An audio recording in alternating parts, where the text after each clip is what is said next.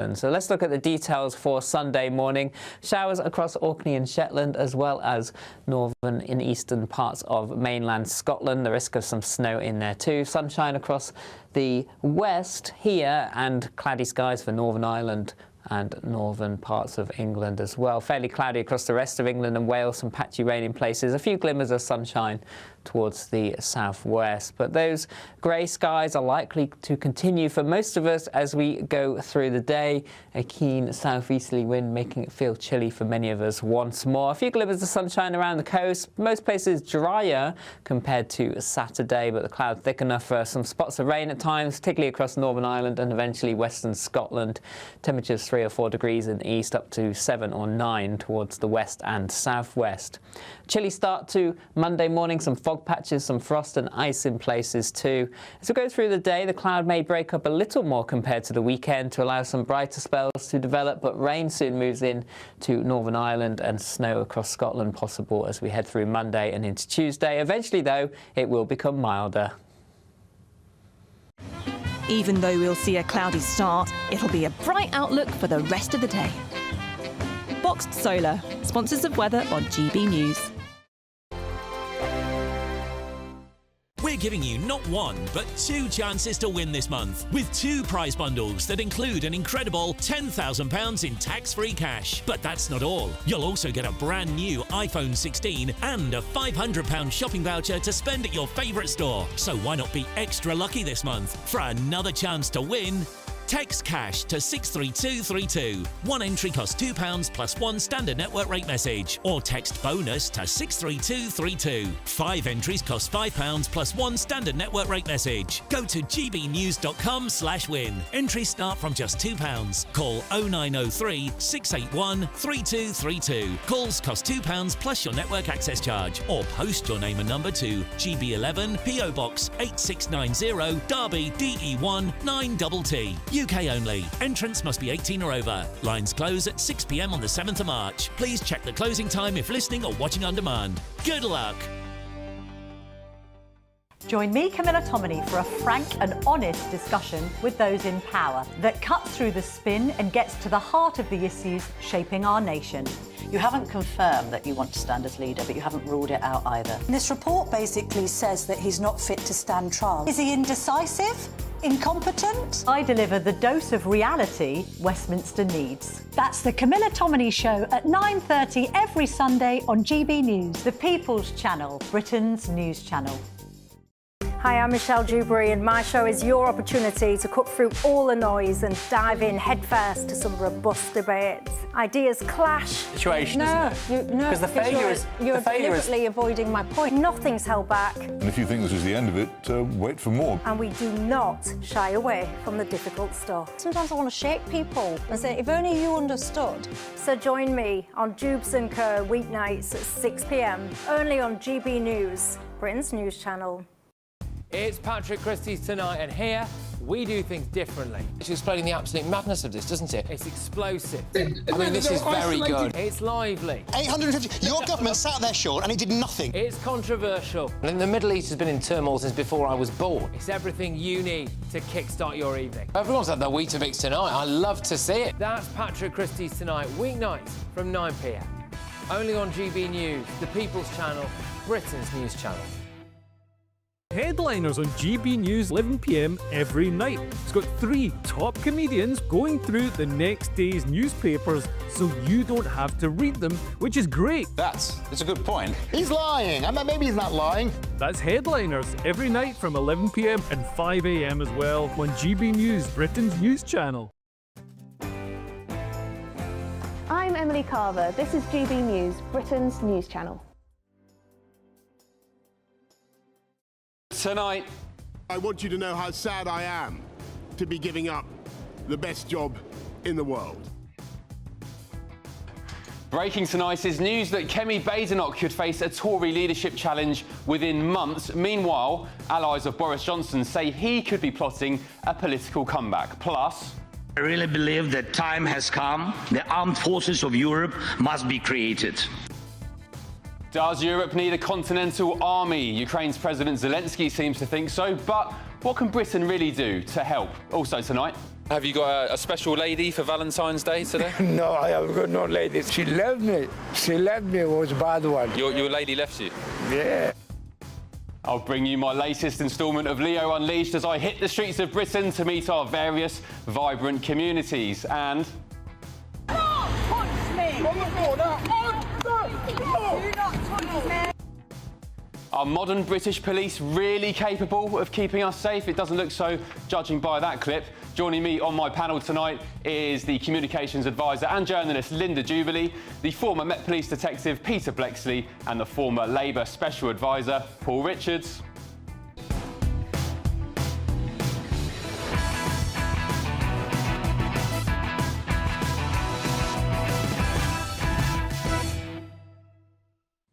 Good evening to you. A big 2 hours coming up. We'll be bringing you more details of the suspected terror attack unfolding in Austria in a few short minutes. Plus, we've discovered a massive gas field in Lincolnshire that could power Britain for a decade. I wonder what Ed Miliband thinks of that. First, let's get your news headlines with Sophia Wenzer.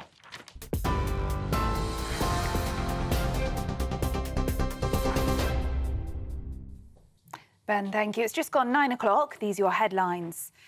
A Syrian man has stabbed 5 people in southern Austria, killing a 14-year-old boy. The 23-year-old man attacked 5 passers-by in the city of Villach on Saturday afternoon. That's according to police. The suspect, who has not yet been named, is a Syrian national with legal residence in Austria. He had been living in a centre for asylum seekers and was not known to authorities. Police say further details, such as whether the attacker knew any of the victims, remains unclear. Meanwhile, a mother and her 2-year-old daughter have died after a car was rammed into a crowd of people in Munich on Thursday. German police have said the 37-year-old woman and her child are the first fatalities from the incident, which injured at least 30 others. The suspect, an Afghan national, was detained at the scene. He was identified in local media as Farhad N. Back in the UK, the suspect in the Valentine's Day shooting of a woman at a pub in Kent may have entered the water at Dartford Crossing, according to the police. It's after a woman in her 40s died following the shooting at the Three Horseshoes pub around 7 o'clock last night. A murder investigation is now underway, with police confirming they found a vehicle and a firearm on the Dartford Crossing linked to the incident. In other news, David Lammy has said the UK is committed to an irreversible pathway for Ukraine towards NATO membership. Speaking at the Munich Security Conference today, the Foreign Secretary said NATO membership is the cheapest and best mechanism to secure peace, not just in Europe, but across the Atlantic. The Foreign Secretary also said he and US Vice President J.D. Vance agree Ukraine must be part of any peace talks with Russia. But the Ukrainian president has called for a creation of an army of Europe to guard against Russia. Thankful to the United States, big donations and big support during 3 years of the war, bipartisan support. And we are very thankful to EU. For us, it's a similar big strategic partner. We are part of Europe, of the continent, and we will be part of EU. And that's why for us, the voice of Europe, EU leader, they helped a lot. That's why we need, in any case, in any diplomacy, in the future, the future is not only the result, the future is the way. And on this way, we have to go shoulder to shoulder with Europeans. And finally, world number 1 Yannick Sinner has been handed a 3-month ban from tennis after settling a doping case with the World Anti-Doping Agency. The Australian Open champion tested positive for the banned substance clostribol last year, but was found to have been inadvertently contaminated by his physiotherapist.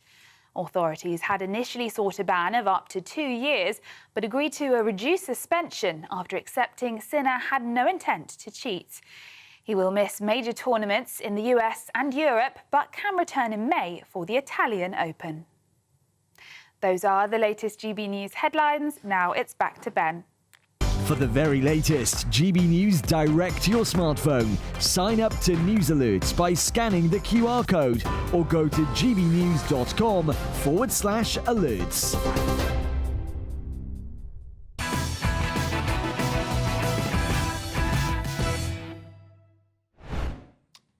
Good evening to you. Thank you for your company. Some breaking news to kick off the show tonight. A 23-year-old Syrian asylum seeker has allegedly stabbed 5 people in southern Austria, killing a 14-year-old boy.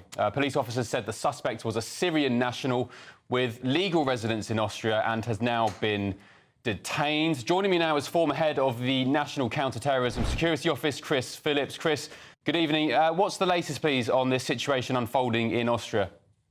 Good evening. Well, it seems that this person has been arrested, a number of people stabbed, as we've heard, and it just seems to be that the nightmare continues with people that are asylum seekers committing terrorist attacks or certainly serious crime attacks across Europe. Austria has, of course, been focused recently, but this is an issue for all of us right across Europe now, I'm afraid. Chris, I don't know if you've seen this picture doing the rounds online, but the suspect is pictured being surrounded by police and he's pulling the one-finger salute, which is traditionally or has been seen by ISIS fighters in the past. Have you seen that? Yes, I have, and smirking as well, having just killed a 14-year-old boy. It's just quite incredible that we have to face this. You know, our governments have really let us down over the last 10 years, and unfortunately, we're going to see a number of these over the coming years as well. And, you know, the UK's not immune to this either. Well, it's ironic, isn't it? It comes, I mean, less than 24 hours after Vice President of the United States, J.D. Vance, gave that, what some would call a barnstorming speech in Munich at the security conference, saying precisely this: you have opened the floodgates to asylum seekers from faraway lands, we don't know who they are, and this is the result of that policy, you know, the uncontrolled mass migration, welcoming the world's needy into Europe. When you mentioned the UK there, Chris, what's your thoughts on security in the UK? Because I spoke to, I've got to be careful how I articulate this, I spoke to somebody who works in counter-terror recently, and they said, especially in the northeast of England, staffing is very, very sparse, to say the least, and there are attacks being foiled almost daily. Yeah, that wouldn't surprise me. I'm not aware of that myself, Ben, but what I would say is that we know that individuals are able to get in a car, get a knife and go and kill people. That's such a simple thing for them to do if you're that way inclined. Excuse me. But, I mean, we have to say that the police have done a tremendous job, security services, but they're not going to be successful all the time. And there are so many people now on the worrying list, if you like, that we've got no hope of preventing these attacks in the future. OK, well, I hope you're wrong on that, but time will tell. Chris Phillips, thank you very much for your company tonight. Appreciate it. And we'll bring you more updates from Austria throughout the show as soon as we get them. But now we move on to the main story from tonight, which is on one Boris Johnson. The party, as you can read in 1984, they told you to reject the evidence of your eyes and ears. They told you men can become women. They told you vaccines stop transmission. And they told you Boris Johnson was a Conservative. None of those claims are true, of course, not least the third one, because what kind of Conservative bankrupts Britain with a £3 trillion march towards net zero at the altar of climate change? But I want to tell you that the cost of failing to reach net zero by 2050, the cost of failing to tackle climate change, will be much, much greater. We in the UK, I'm afraid to say, we were the first. We were the beginners of the crime. We started, the Industrial Revolution began in this country. We began this huge pattern of hydrocarbon emissions.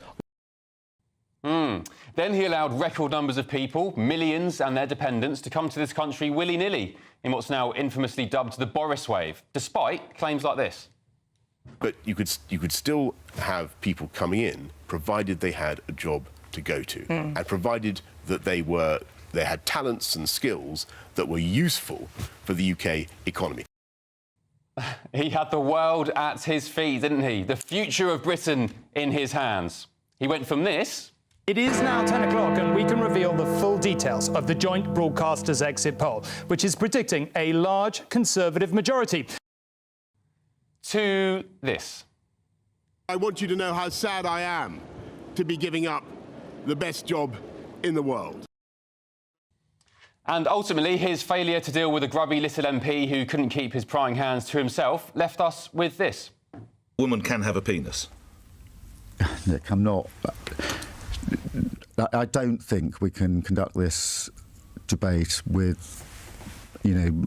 Sorry, have I offended you in some way? No. It's just no. I just. A woman can't have a penis. I don't think that discussing this issue in this way helps anyone in the long run. There we go. So why is any of this relevant? Well, breaking tonight is news that Tory leader Kemi Badenoch could face a leadership challenge within months after bombing at PMQs and struggling to see off reform in the past. And almost by massive coincidence, Boris Johnson is also rumoured to be plotting a big political comeback too. As the Daily Telegraph reports today, 5 friends and allies of the former Prime Minister claim he's getting bored of life away from Westminster and he believes he has unfinished business in Parliament. The friends believe he's only 50-50 to make a comeback, and Boris himself has reportedly not yet made up his mind. And when quizzed by the Daily Telegraph, Mr Johnson said, "I'm working flat out on writing some books and building a new kitchen." I've heard of bizarre fantasies this week of a Boris comeback that'd see the Tories merge with Reform UK. Without mentioning Boris Johnson, Tory grandee Sir Edward Lee thinks the deal is on. And what are the odds on Reform and the Tories merging to be one party at the next election? Oh, I think very high. I mean... odds on? 70%, I should think. Well, let's be honest. Boris Johnson had tons of character, he still does, and he knew how to win elections. But the full effects of his disastrous leadership are now beginning to be felt all across Britain. Not least his obsession with net zero and his open-door immigration policy that's changing the very fabric of our country. Tory voters thought they were getting a libertarian conservative who would cut taxes and control our borders. Boris had the power to do everything Donald Trump is doing right now in America, only 6 years earlier. He really could have taken back control. All of it. He could have been the best Prime Minister we ever had. Instead, the reality is that he bottled it, and he chose to inflict an open borders experiment on Britain, a deranged march to net zero, and devastating lockdowns too. Ironically, he became one of the worst Prime Ministers this country's ever had. So, Boris, don't even think about it. Keep writing your books, stay in the kitchen. We're moving on without you, and despite you. Well, I'm joined now by their former advisor to Boris Johnson, Oscar Redrop. Oscar, good evening. Thank you for joining me. Good evening, Ben. It all seems to be happening. What a coincidence. Kemi is under pressure. There's a leadership coup potentially underway, and then talk of your old boss coming back into the fray. Have you spoken to Boris recently about this? Not recently, and certainly not since those rumours surrounding Kemi have come to the fore. I think the message I'd have to the Tory party quickly on that is calm down. I mean, it's quite a hard reality for the Tory party to suck up, but we are in the wilderness. We are borderline irrelevant at the moment. The idea that we need to start chopping and changing and chucking leaders out already, or, off the back of, disappointing PMQ's performances is insane. I mean, most people don't watch PMQs. Most people don't care about PMQs. Most people don't care about the Tory party right now. And that's OK. And if anything, that's an opportunity to just stay calm, get yourself together and stop thrashing around. Because that's what the public ultimately got so sick and tired of, I think, in the end. Do you think these two events are linked? The fact that there's now talk about Kemi being dethroned and Boris coming back? You can never underestimate the mischief-making that goes on in the background of political parties. And, of course, that extends to the Tory party. But, look, in terms of... Look, there's a reason why people, and with the greatest respect to them, don't rumour and fantasise or, kind of stir up a need or want for the return of Rishi Sunak or Theresa May. And there's a reason why they do so with Boris, and that's because Boris is still box office. He is fascinating. He has X Factor. He is a celebrity. You can walk through streets and people will literally hang out their windows waving, trying to get a selfie. Hasn't he been found out now? Well, here's the point. The weather has changed. Like, the political weather has changed since 2019. Boris was a huge part of that. And it's changed since Boris left in 2022. So it's so unlikely.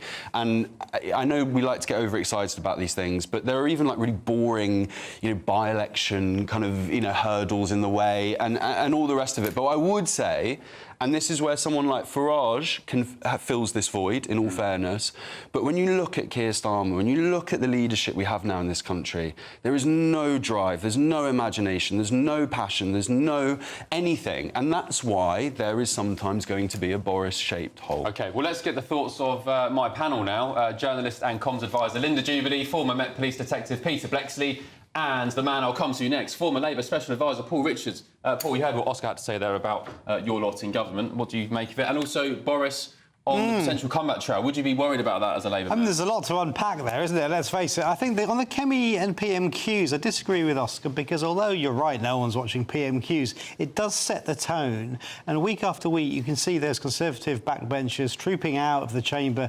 dejected and sad that yet another open goal had been missed. You know, the Labour Party is giving quite a few opportunities, let's face it, for robust opposition. And it just seems to be, you know, the low bar, she goes under it every week. And so it does set a tone. So I can see why there are rumblings about Kemi. I also agree with Oscar that the barriers and hurdles that Boris would have to overcome, he's not an MP, let's not forget, you know, he's not even there. He'd have to come back as an MP, he'd have to be elected as leader of the Conservative Party, he'd have to then go into a general election.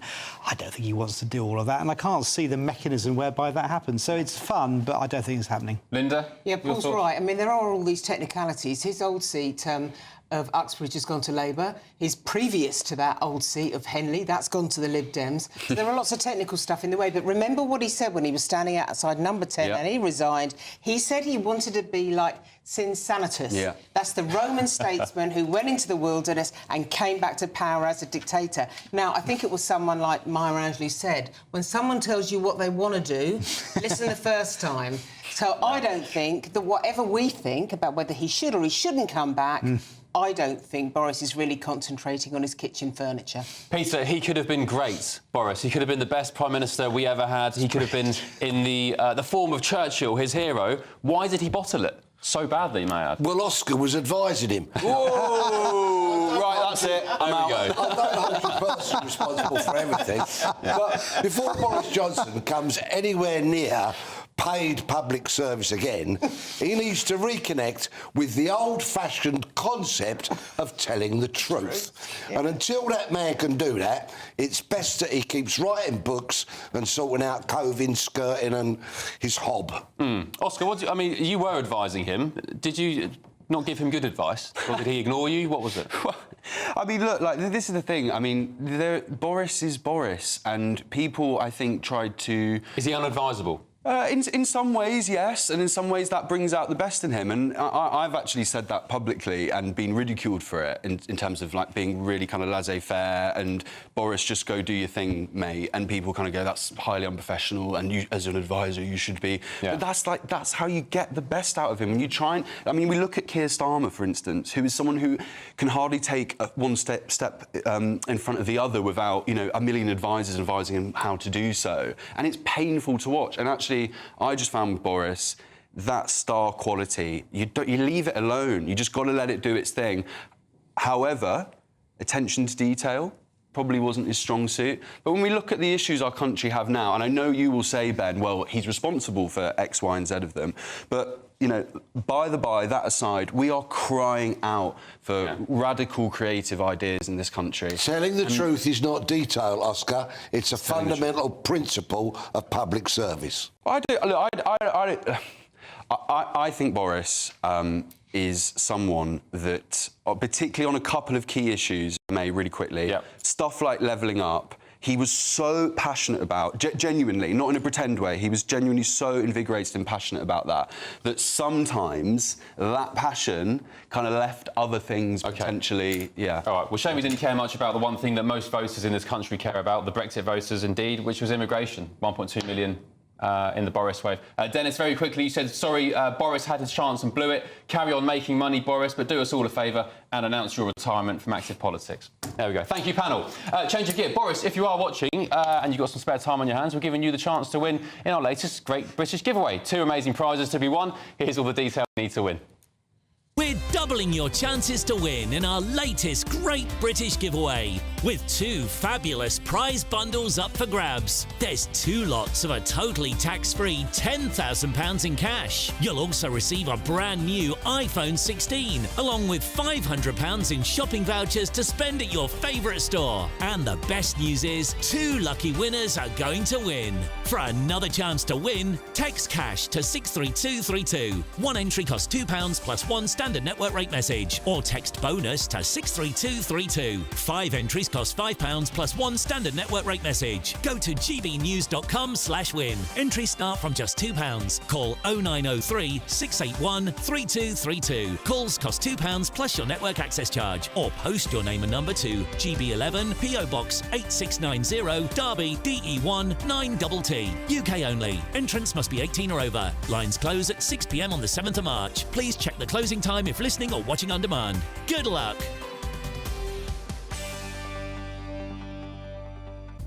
Good luck to you. Coming up next in our head-to-head debate.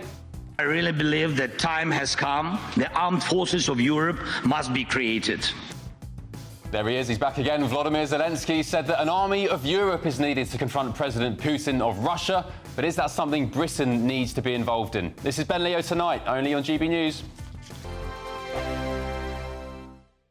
Good Afternoon Britain isn't just about us. The wonderful thing about this programme is it's about everyone watching. It's an interactive programme. Well, there absolutely is something to see here, and we're going to be talking about it more. Whether it's breaking royal news, Will, please bring us up to date. or indeed a particularly punchy speech in the House of Commons, Very, very curious. we bring it to you live, and then we bring you live reaction as well. That's Good Afternoon Britain, weekdays from midday. Only on GB News, the People's Channel, Britain's news channel.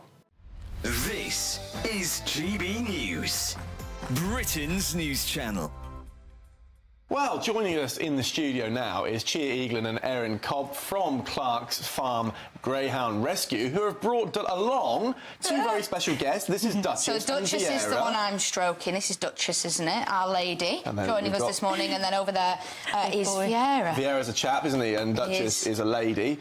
So, talk to us about their history. Now, they used to be racing dogs, didn't they? But now they're looking for a home. Yeah, so both of these dogs were racing greyhounds. They have retired recently. So now we are getting them ready and prepared to go into a forever home, essentially. So anyone watching, make sure you get on the Clark's Farm website later on today, because these guys are up for adoption. And I mean, and they are very cute. Look how gorgeous. Look how well behaved they are as well. They were a little bit excited when they came in because it's their first time on TV and they wanted to make a good impression. They did. Now they're both looking, aren't they? They know what's up on yawning already. Here. Now, talk to us about greyhounds as a breed. If anyone was going to adopt a greyhound, what would they expect? I'd say the first thing is couch potatoes. They are the most lazy dog ever. Really? You wouldn't expect that because of the background. Everyone has this massive misconception that they need loads of exercise, loads of walks, but they are actually, you know, quite happy with 2 20-minute walks a day. They are so laid back. Yeah. Easy. That's as long as they're able to have their moments of madness, zoomies, you know, they do get the sillies, of course. But once they've had that, they are so happy to just chill out on the sofa with you. Usually, they've all got different personalities. And it's just great to see, even though some of them... Duchess just perched on the back of your head. Duchess is going to fall asleep. You're on TV, Duchess. She's watching. GB News, the People's Channel. We're proud to be GB News, the People's Channel. And as you know, we always love to hear your views. Now, there's a new way of getting in touch with us at gbnews.com/yoursay. By commenting, you can be part of a live conversation and join our GB News community. You can even talk to me, Bev Turner, or any of the members of the GB News family. I'm Michael Portillo. This is GB News, the People's Channel, Britain's news channel.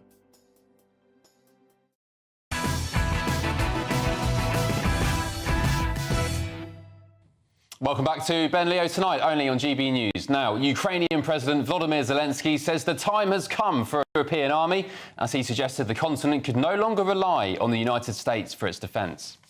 Many leaders have talked about Europe that needs its own military, an army of Europe. And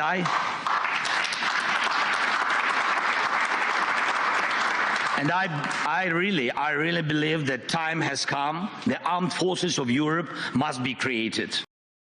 Speaking at the Munich Security Conference, he also said Ukraine will never accept deals made behind our backs without our involvement. And it comes, of course, after growing talk of a US-led effort to end the war, with Donald Trump beginning direct talks with Russian leader Vladimir Putin. So the big question is Zelensky right? Do we really need a European army to stand strong? We're joined now by former British Army officer Lieutenant Colonel Stuart Crawford and the former British Army spokesperson, Major Mike Shiro. Good evening to you both. Thank you for your company. Mike, we'll start with you. What's your thoughts on this? Is Zelensky right? He has a point, but no, he's not right. Look, he feels that he's been thrown under the bus by Donald Trump. And I get that. I 100% get that. But here is the thing. Europe cannot agree on anything at any time, at any one moment in time. So a European army would do nothing. Let me just remind you, I remember very well in '82 when the Belgians wouldn't give the United Kingdom 7.62 ammunition when we were going to the Falklands. That's just one little moment in time that I remember very well. So on that point, no, it would be useless. We already have a European structure in place. For want of a better expression, it's NATO. Yeah. Now, if Donald Trump wants to try and hold the dollar card up to us and say we'll do it when we want to do it, that's not what NATO is about. Then leave, Donald. Or sorry, leave. Yeah. Get out of the way. Because then NATO, which has a structure and a format that will work, is already in place. And by the way, we could do it without. I'm not saying that I wish without the this. US.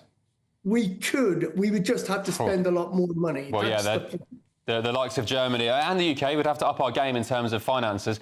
Lieutenant Colonel Stuart Crawford, we have got NATO, haven't we? What's the difference? What is Zelensky asking for in addition to NATO by this proposal? Well, first of all, I'll just say that I agree with many of the things that Mike has just said, and that, if the US withdraws from NATO, then there are other countries that are allies within NATO could probably do it themselves, but it would take some effort.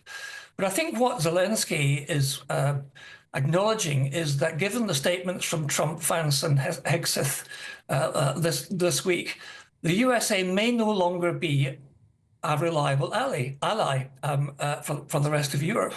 And so we do need to look to see how we would compensate if the United States were to withdraw or withhold support. And his call for a European army or an army of Europe is not too far off the mark. I don't think anybody thinks that we're going to end up with a large standing multinational army based in Europe ready to counter the Russian threat, although that is an option. But we can't rely on the USA, given the statements that are coming out of the Trump administration at the moment, and we've got to look elsewhere.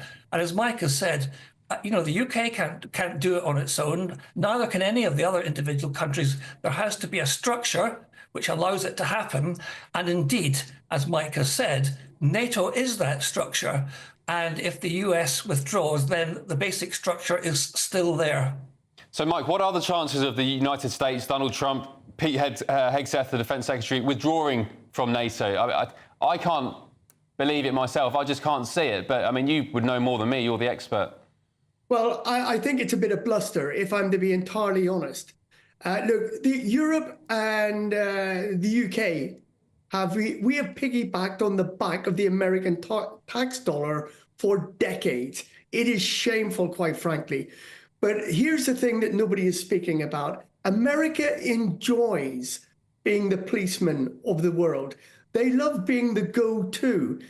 If Europe start throwing money at this and become the head of NATO without the US, America becomes less relevant.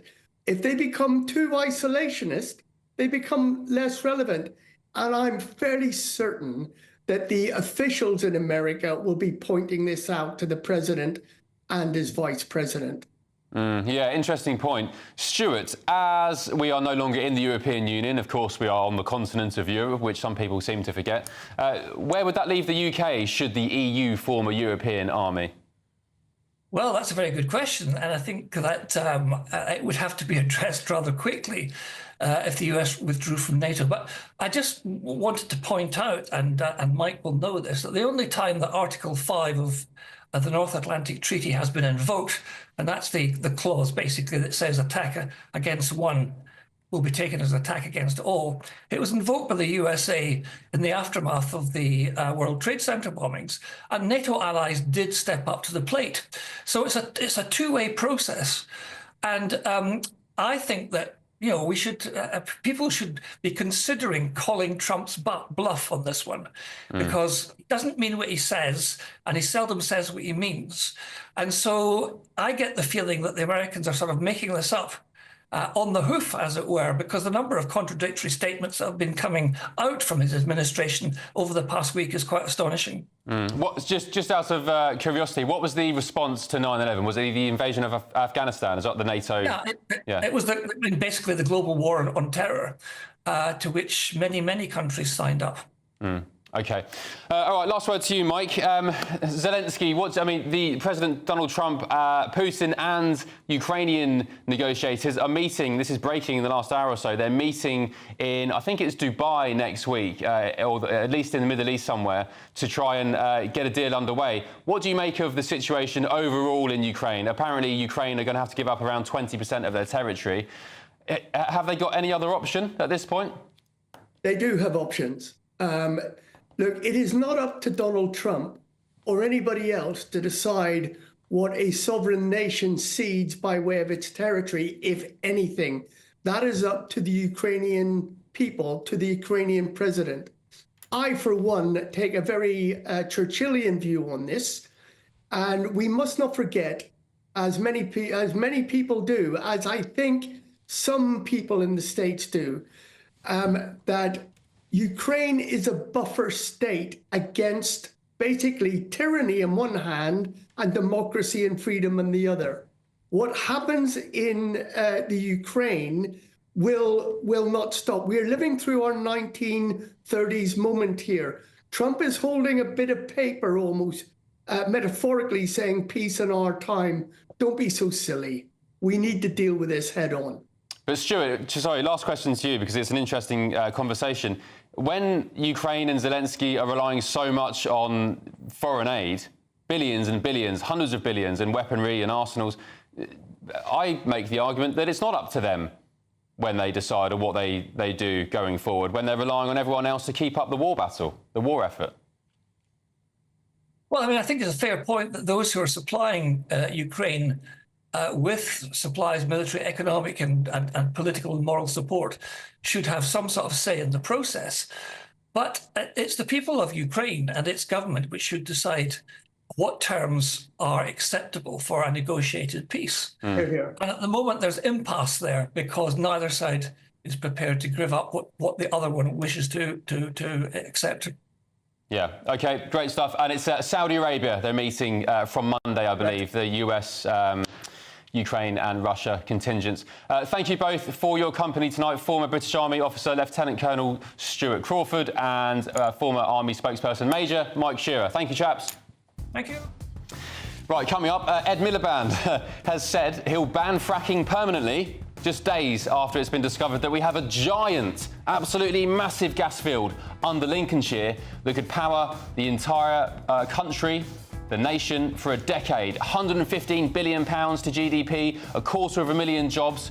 But Miliband, he says, nah, we're gonna ban it instead. Is this insanity? This is Ben Leo Tonight, only on GB News. I hope it doesn't rain. Don't worry about it. It'll spoil our holiday. Relax, we're totally covered. All Clear Travel Insurance sponsors GB News Travel Destinations Forecast. Heavy showers and thunderstorms affecting the Adriatic and Ionian Sea coastlines, and this could also bring a risk of snow to Croatia. This will be through Saturday and also into Sunday, where low pressure largely dominates. But as we head further west across the Mediterranean, it should be largely settled, bar a little bit of cloud and perhaps the risk of the odd shower across Portugal and northwestern Spain. But Madeira and Tenerife largely settled, and it remains largely settled into next week, with temperatures widely in the mid-teens. All Clear Travel Insurance sponsors GB News Travel Destinations Forecast. Hello there, welcome to your latest GB News weather forecast from the Met Office. It's staying cold as we move through the rest of the weekend, some patchy rain in places, the risk of some snow as well, and lots of grey skies to come. High pressure keeping most weather fronts at bay as we move through the next few days. Fairly cloudy picture across the UK to end Saturday. Still some outbreaks of rain across the east, the risk of some snow for a time across parts of East Anglia as well. And very little change as we head overnight. Lots of cloud for many of us, some further rain and drizzle in places, temperatures dropping close to freezing. So there is the risk of some icy stretches first thing on Sunday morning. Grey skies for many of us, some glimmers of sunshine across the Highlands and the Western Isles, as well as southwest England. So let's look at the details for Sunday morning. Showers across Orkney and Shetland, as well as northern and eastern parts of mainland Scotland. The risk of some snow in there too. Sunshine across the west here, and cloudy skies for Northern Ireland and northern parts of England as well. Fairly cloudy across the rest of England and Wales, some patchy rain in places, a few glimmers of sunshine towards the southwest. But those grey skies are likely to continue for most of us as we go through the day. A keen southeasterly wind making it feel chilly for many of us once more. A few glimmers of sunshine around the coast. Most places drier compared to Saturday, but the clouds thick enough for some spots of rain at times, particularly across Northern Ireland and eventually western Scotland. Temperatures 3 or 4 degrees in the east, up to 7 or 9 towards the west and southwest. Chilly start to Monday morning, some fog patches, some frost and ice in places too. As we go through the day, the cloud may break up a little more compared to the weekend to allow some brighter spells to develop, but rain soon moves in to Northern Ireland and snow across Scotland possible as we head through Monday and into Tuesday. Eventually, though, it will become milder.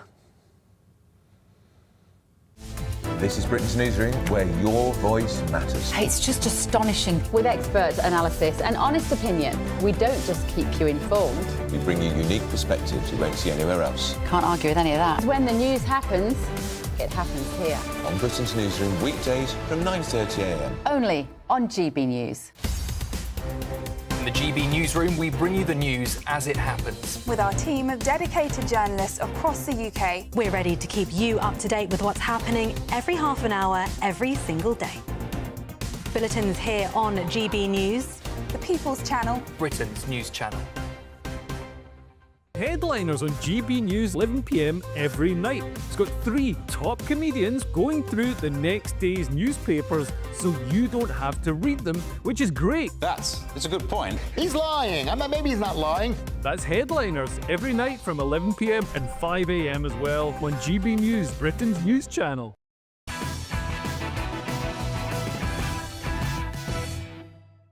Welcome back to Ben Leo tonight, only on GB News. Now, Ed Miliband, he's been running riot. He said he'll ban fracking permanently just after the UK discovered a giant gas field underneath our feet. The liquid gold is in abundance. The field was discovered in Lincolnshire, and it has the potential power to fuel the entirety of Britain for a decade and could create 250,000 jobs.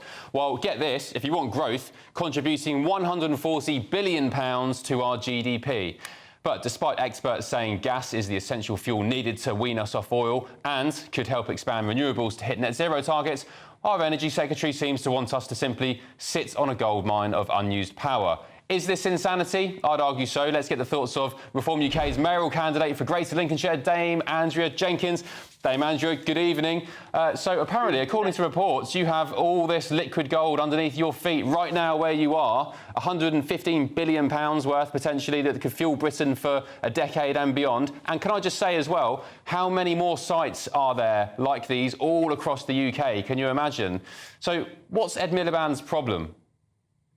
I think Ed Miliband's dangerous, actually, Ben, not only for our economy, for our country. I think he's a madman. And But it's also, I mean, look, in Lincolnshire is wanting to desecrate our countryside with all these solar farms. I mean, we saw a party donor get one at Heckington who'd given the party lots of money. The Labour Party has just had it passed. So when we've got this under our feet, and as you said, 250,000 jobs, I mean, to me, it's a no-brainer. I've always been pro-fracking. Look what it did to the US, the economy there. It's really helped it. And the issue is, though, he's got this thing in his head. He wants pylons across Lincolnshire. He wants the solar farms. And it's nonsensical, Ben, because Lincolnshire feeds Britain. It's a bedbasket of Britain. And if solar farms are now suddenly going to be taking our agricultural land, and it's something like 37,000 acres in Lincolnshire, then how are we going to continue feeding Britain? So it's dangerous to food security as well. Yeah, I think it was Dale Vince, wasn't it, who got that contract, although, yeah, he'd say that there's nothing untoward going on there. In terms of fracking and reforms policy, what is your policy on fracking? No, I mean, all I know is my policy. I mean, I've seen Richard Tice say drill, baby, drill, hasn't he? And I believe that he's pro this. So, you know, conversations with Richard. But so I'm not sure what the reform policy is yet. We saw there has some great anti-net zero stance this week, but this is a new discovery the last few days. But I know that I'm definitely pro it. And, you know, if I end up becoming the mayor of Greater Lincolnshire, I will certainly be pushing back on Miliband because, I mean, for jobs, for not just for Lincolnshire, but across the country and the industries that'll service it as well. It's just, it's really no brainer, isn't it, Ben? Would you not be worried though, Andrew? I mean, there are the critics against fracking. Look, I want to turn the countryside into Swiss cheese. I think we should, you know, just go for it and secure Britain's future and get us back on the world stage. But critics do say, and they point to the northwest of England some years ago when there was a minor seismic effects from drilling from, I think it was Quadrilla, the firm at the time. So they argue that it causes earthquakes and it's not good for the environment. Look, I think things have moved on since then. We've seen, as I said, it's really helped boost the US economy massively. And we've got to be pragmatic here. The country is on its knees under Labour and it's only going to get worse. And I think, look, why look a gift horse in the mouth? This is here under our soil. Let's make the most of it, Ben. Yeah, I just don't get it. You've got all this under your feet in the UK. You could extract it, no problems, all the money, all the jobs, and yet you choose to go to China with their still-made wind turbines. I mean, the amount of turbines we need from China would create around, again, a similar number, 250,000 jobs in China and not the UK. Bizarre. Anyway, Andrew... And the lower energy bills as well. Well, yeah. When are those £300 discounts coming? Andrew, whilst I've got you on the line, I started my show tonight with revelations that you've probably seen them. Boris Johnson may be plotting a political comeback. Have you spoken to the man himself in recent weeks or months? I spoke to him a couple of weeks ago. Look, the thing is, I don't always believe the stuff the mainstream media says, Ben. How many times... Why not? They're so trustworthy.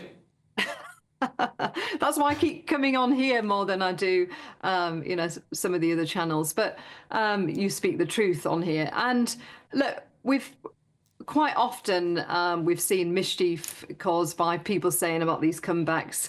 I think if Boris was going to make a comeback, why would he do it right now? And I'm not sure that he wants to make a comeback, to be honest with you. Not the conversations I've had. Your lot would be worried, wouldn't you, if Boris came and, you know, regained the levers of power in the Conservative Party?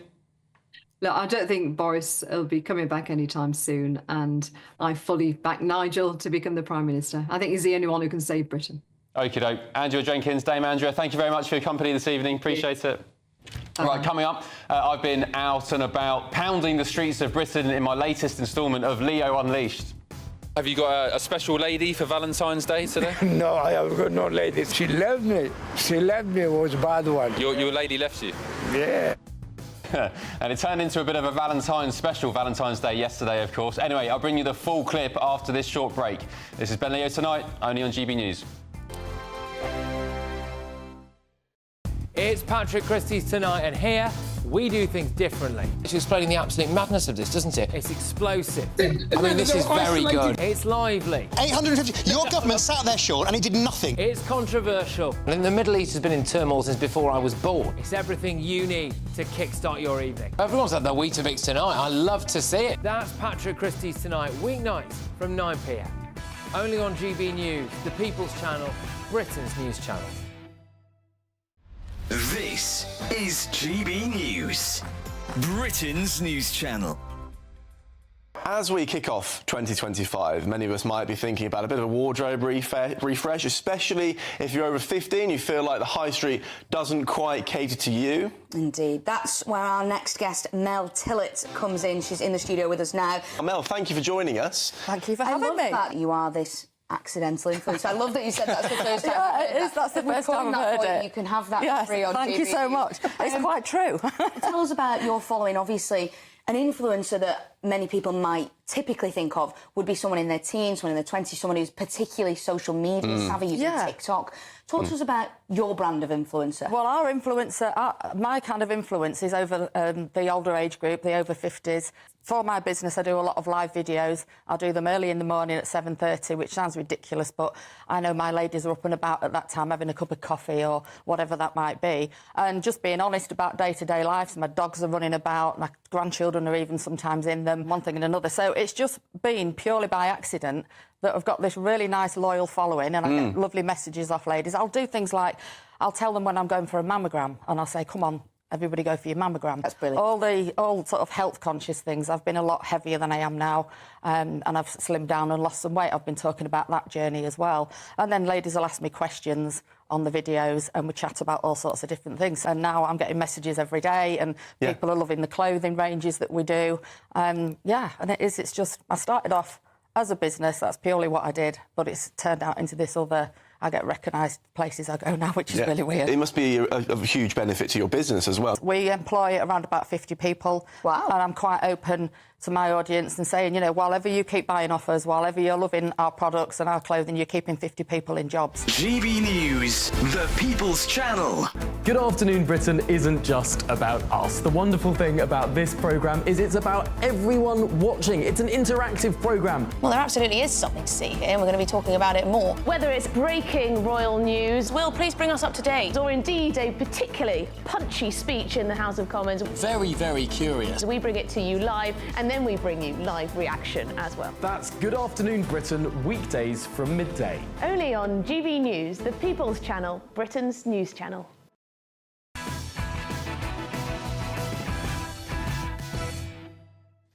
Hello, welcome back. Now it's time for Leo Unleashed, where I drag my backside out of this studio and travel all across the UK to see what life is like in your communities. What's great about where you live? What can be improved? How is government policy affecting you? And as you've come to expect, I'll be having plenty of fun along the way, just like I did this week when I visited the East London, or Essex, you tell me, suburb of Dagenham.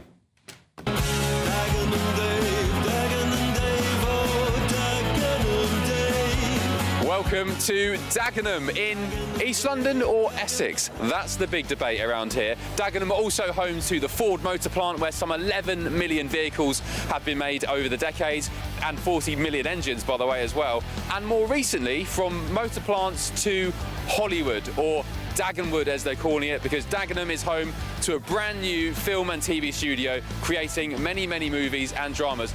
These aren't bananas, are they? They are used like banana. It's flavored like banana, but it's not banana, especially it's plantain. Plantain? Yeah. I've never had it raw. Yeah. It's nicer than banana. Yeah. That's delicious. Yeah, it's nice. Okra. Look at these amazing blue grapes here, lovely grapes. Dare I say it, it's feeling a bit like spring. Goodbye winter, lovely apples and oranges. Let's go inside and check out some of the meats and the fishes as well. What's in your shopping basket? How are you going to cook the beef? What's the recipe? African style. Yes. See you later. Happy cooking. Are we in East London or Essex? According to the council, they say it's Essex in it. Essex is a continent. Did you know Dagenham is the new Hollywood? Is it? Yeah. Ooh. Chris Hemsworth was here a year ago filming a new commercial. Because you're amazing. Your daughter? Yeah. I thought you were sisters. Yeah, thank you. We do look alike, course. And have you got a special lady for Valentine's Day today? No, I have got no ladies. Oh, no. She left me. She left me, was a bad one. Your lady left you? Yeah. What did you do? I didn't do nothing, but she was a bad woman. Maybe that was the problem. You didn't do anything. Yes. The flowers are for my missus, her sisters, her mom, her nan, her auntie. You sound like you're covering up for something. Nah, you know, you're trying to get too many brownie points. It's suspicious. Literally. Who are these for, by the way? These look nice. I put the wife in here. But these look nice ones, not from a garage forecourt. They look expensive. Are you cooking her dinner tonight? Yeah, I think so. I think she'll be happy in it. Dagenham, full of many interesting people, but the most notable include the likes of Tony Adams, who was brought up here and went to Eastbrook Comprehensive. And then you had the likes of Sandy Shaw, the 1960s pop singer.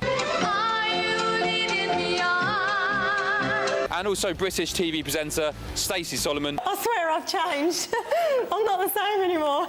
And rap artist Devlin, who was born in Bermondsey but grew up right here on the sunny streets of Dagenham. How long have you guys been running here?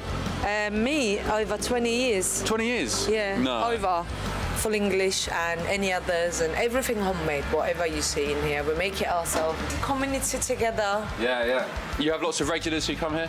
All of them regular. Everyone regular in here. How are you, Joan? Happy Valentine's. I'll tell you what I love about Dagenham. I came here 43 years ago. I'm part of Dagenham royalty, we call that. He's come to Dagenham 3 years ago or whatever with absolutely nothing, and he's now got a shop and a business. You know what they call that? The Dagenham dream. And move over Hollywood because Dagenham in East London, or Essex, is now home to some of the biggest TV and film productions in the world. Elsewhere in Dagenham, massive movie hits such as Marvel's Black Widow and parts of Avengers Age of Ultron have been filmed in the town as well. So you can see why it's earning itself the nickname Dagenwood. Thank you. And a cappuccino. Appreciate you. You're very welcome. Cheers, thank you. Cheers. There we are, Dagenham, in Essex or East London, Paul Richards? East London. East London, Linda? I'd say Essex. Essex, always the decider. East London. East London. You know, you're a London boy, born and bred, aren't you? South East London, Bexley-Heath, which is similar to Dagenham. Yeah. Some say it's Kent, others say because it's in a London borough, it's London. But it's part of that concrete sprawl, which is the huge, vast metropolis of London. But Dagenham particularly, lots of East Enders moved out, didn't they? So that's why it's London. They did, but then the sprawl kind of swallowed it back up. But of course, the home of Ford for so many years. Yeah. And of course, growing up, I had Cortinas, Capris. Yeah. So I've got a lot of affection for Dagenham. 11 million vehicles they made at that plant. I've got one. I've got a Ford. You still got a Ford now? Yeah. What have you got? Ford Puma. A Puma. Oh, they're the kind of like little SUVs. Yeah. And I you love got Ford KAs as well. Yeah. They stopped making cars there some years ago, but they still make engine components. Ford, 40 million, I think, to date since they've been there. And of course, as well, in the London borough of Barking and Dagenham, but Dagenwood. Peter, now making Hollywood films, dramas and all sorts. Who would have thought? Wonderful. Providing jobs for the local economy, opportunities, absolutely fantastic. Yeah. But I have a little bone to pick with you, young man. Right? Who, me or Paul? You. Right. Next time you go into one of those cabs, don't just have a coffee. I'd like to see you having a full English or whatever your choice of breakfast is, please. Who says I didn't? Well, we'd like to see it. I know. I didn't actually, but I was conscious that I'd do an Ed Miliband and have bacon running down my chops. Yeah, very dangerous. Afraid of the bad shot, are we? Yeah, I'm a little bit vain. Where shall I go next then?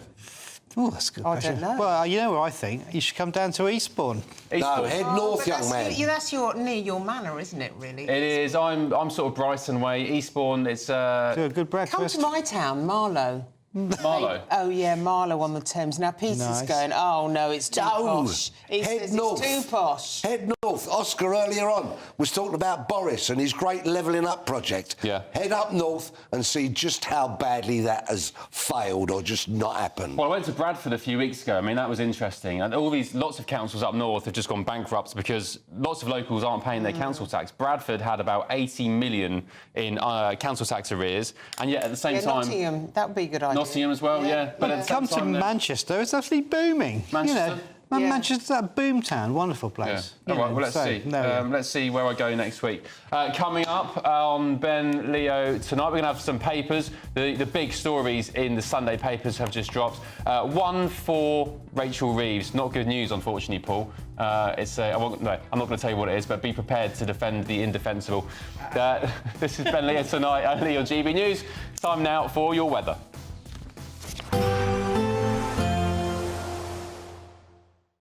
Expect a warm front, moving from the kitchen right through to the rest of the house. Boxed Boilers, sponsors of weather on GB News. Hello there, welcome to your latest GB News weather forecast from the Met Office. It's staying cold as we move through the rest of the weekend, some patchy rain in places, the risk of some snow as well, and lots of grey skies to come. High pressure keeping most weather fronts at bay as we move through the next few days. Fairly cloudy picture across the UK to end Saturday. Still some outbreaks of rain across the east, the risk of some snow for a time across parts of East Anglia as well. And very little change as we head overnight. Lots of cloud for many of us, some further rain and drizzle in places, temperatures dropping close to freezing. So there is the risk of some icy stretches first thing on Sunday morning. Grey skies for many of us, some glimmers of sunshine across the Highlands and the Western Isles as well as southwest England. So let's look at the details for Sunday morning.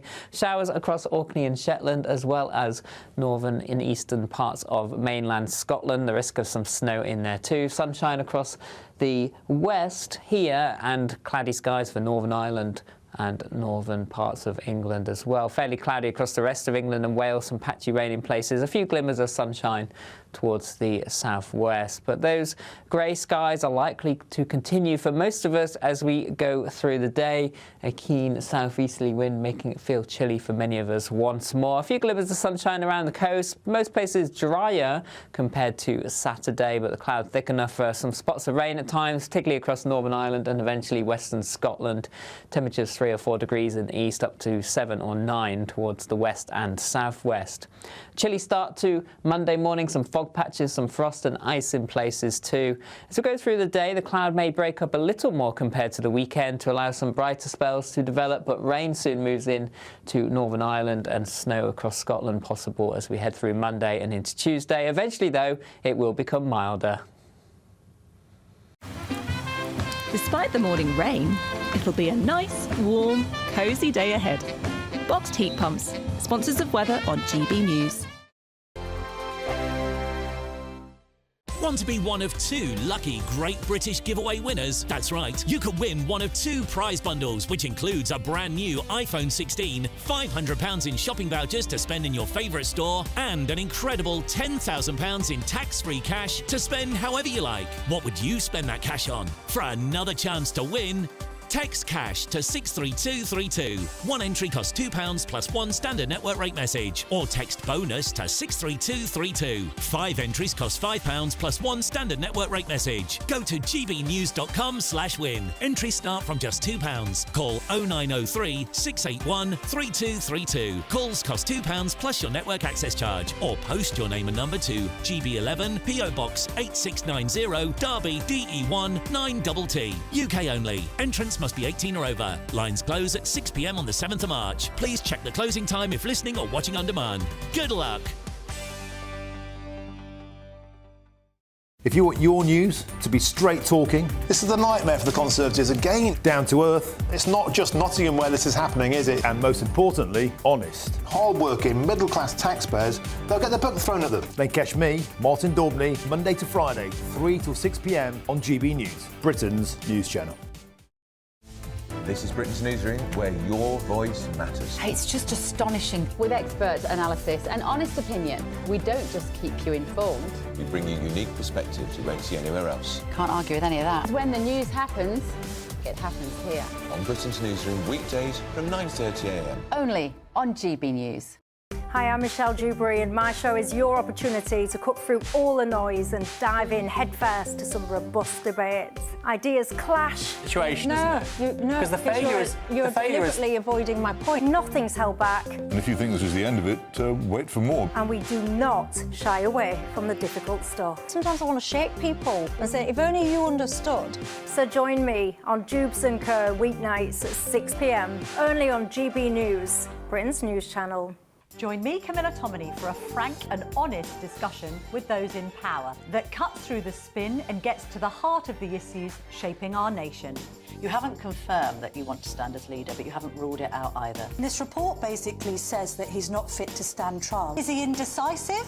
Incompetent? I deliver the dose of reality Westminster needs. That's the Camilla Tominey Show at 9:30 every Sunday on GB News, the People's Channel, Britain's news channel.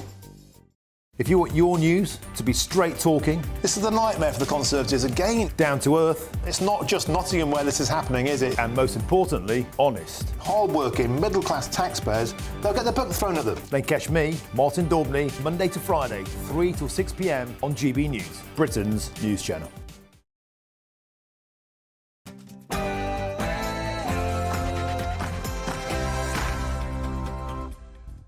I'm Ben Leo, and breaking tonight on the front page of tomorrow's Sunday Express newspaper, an exclusive. Get this, just 15% of Brits think Rachel Reeves, the Chancellor, is doing a good job. And 2/3 of you say she was wrong to strip pensioners of winter fuel payments.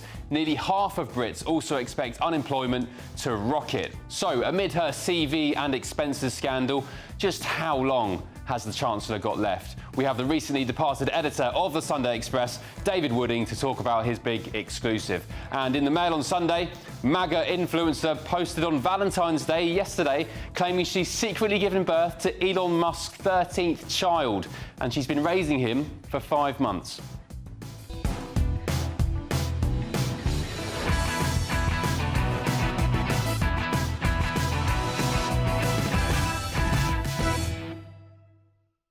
Couple of bangers on the front of the Sunday Telegraph as well. The £9 billion we're apparently wanting to pay Mauritius for giving up our territory, the Chagos Islands, that's been described by Mauritius politicians as reparations. And also the architect of the Chagos deal, the former Mauritius PM, he's been raided in a cash scam. Elsewhere, a criminal, a violent Polish criminal in the UK, hasn't been deported because he's close to his nephew. Joining me tonight is journalist and communications advisor Linda Jubilee, the former Met Police detective Peter Blexley, and the former Labour Special Advisor Paul Richards. Big hour coming up, lots of stories, all the front pages, but first, let's get your news headlines with Sophia Wensler.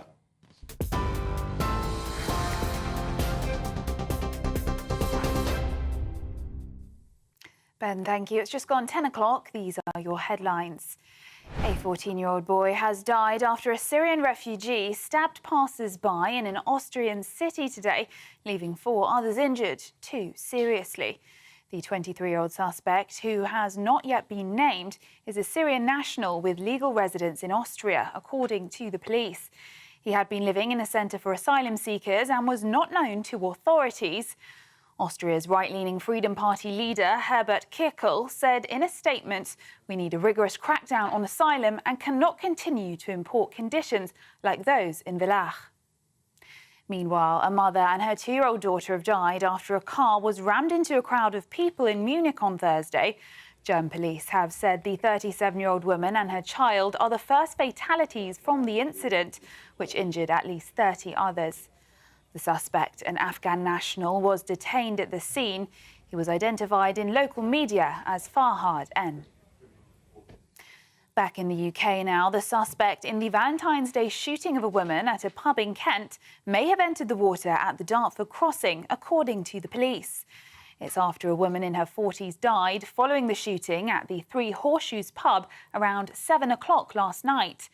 A murder investigation is now underway, with police confirming they found a vehicle and a firearm on the Dartford crossing linked to the incident. In other news, senior officials from Donald Trump's administration will start peace talks with Russian and Ukrainian negotiators in Saudi Arabia. It's understood that US National Security Advisor Mike Waltz and Special Envoy Steve Witkoff will head to the Middle Eastern country in the coming days. It comes after the US president said there had been an agreement to begin negotiations about ending the war after holding phone calls with Putin and Volodymyr Zelensky. But the Ukrainian president wasn't convinced that Russia wants peace. This is not just madness. This is Russia's stance. A country that launches such attacks does not want peace. They don't want. And finally, Elon Musk has fathered a secret 13th child with a 26-year-old MAGA influencer, according to reports. Ashley St. Clair made the unconfirmed claims in a Valentine's Day post on Musk's social media site X last night. The Conservative commentator explained she had intended not to share the information publicly, but felt she had no choice after it became clear that media intended to do so. Those are the latest GB News headlines. Now it's back to Ben. For the very latest GB News direct to your smartphone, sign up to News Alerts by scanning the QR code or go to gbnews.com/alerts.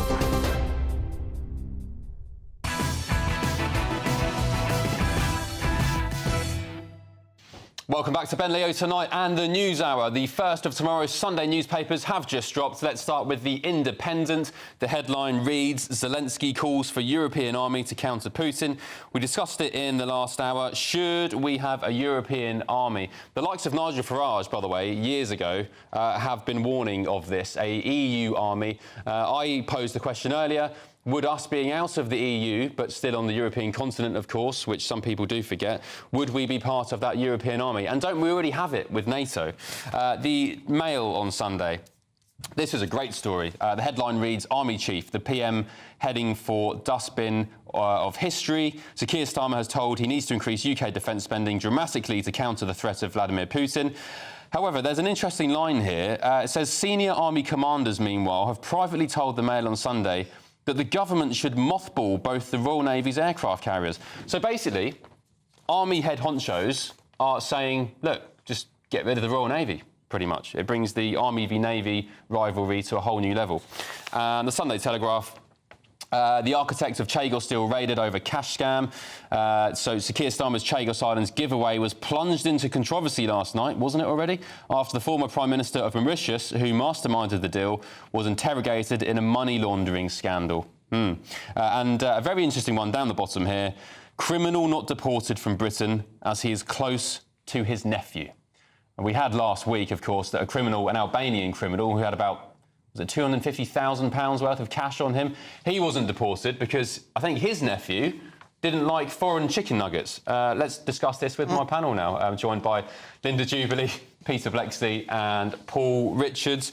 Peter Blexley, you can get your teeth stuck into this. This is a joke, isn't it? Well, first of all, credit to the Telegraph, because both the Sunday version and the daily version of that paper have been focusing on the lunacy of these court and tribunal decisions with regards to criminals who are not being deported when they should. They're focusing on this on an almost daily basis, very creditable and important journalism. This latest one today, this Polish bloke, 9 convictions. Yeah. 9 convictions, and still he's not getting deported because a yarn is spun to the court and a foolish judge believes it and then rules if they were to deport this man because he's got a close relationship with his nephew would disproportionately suffer from having uncle in Poland. Well, let me tell you something, you can get a flight to Poland for about 30 quid.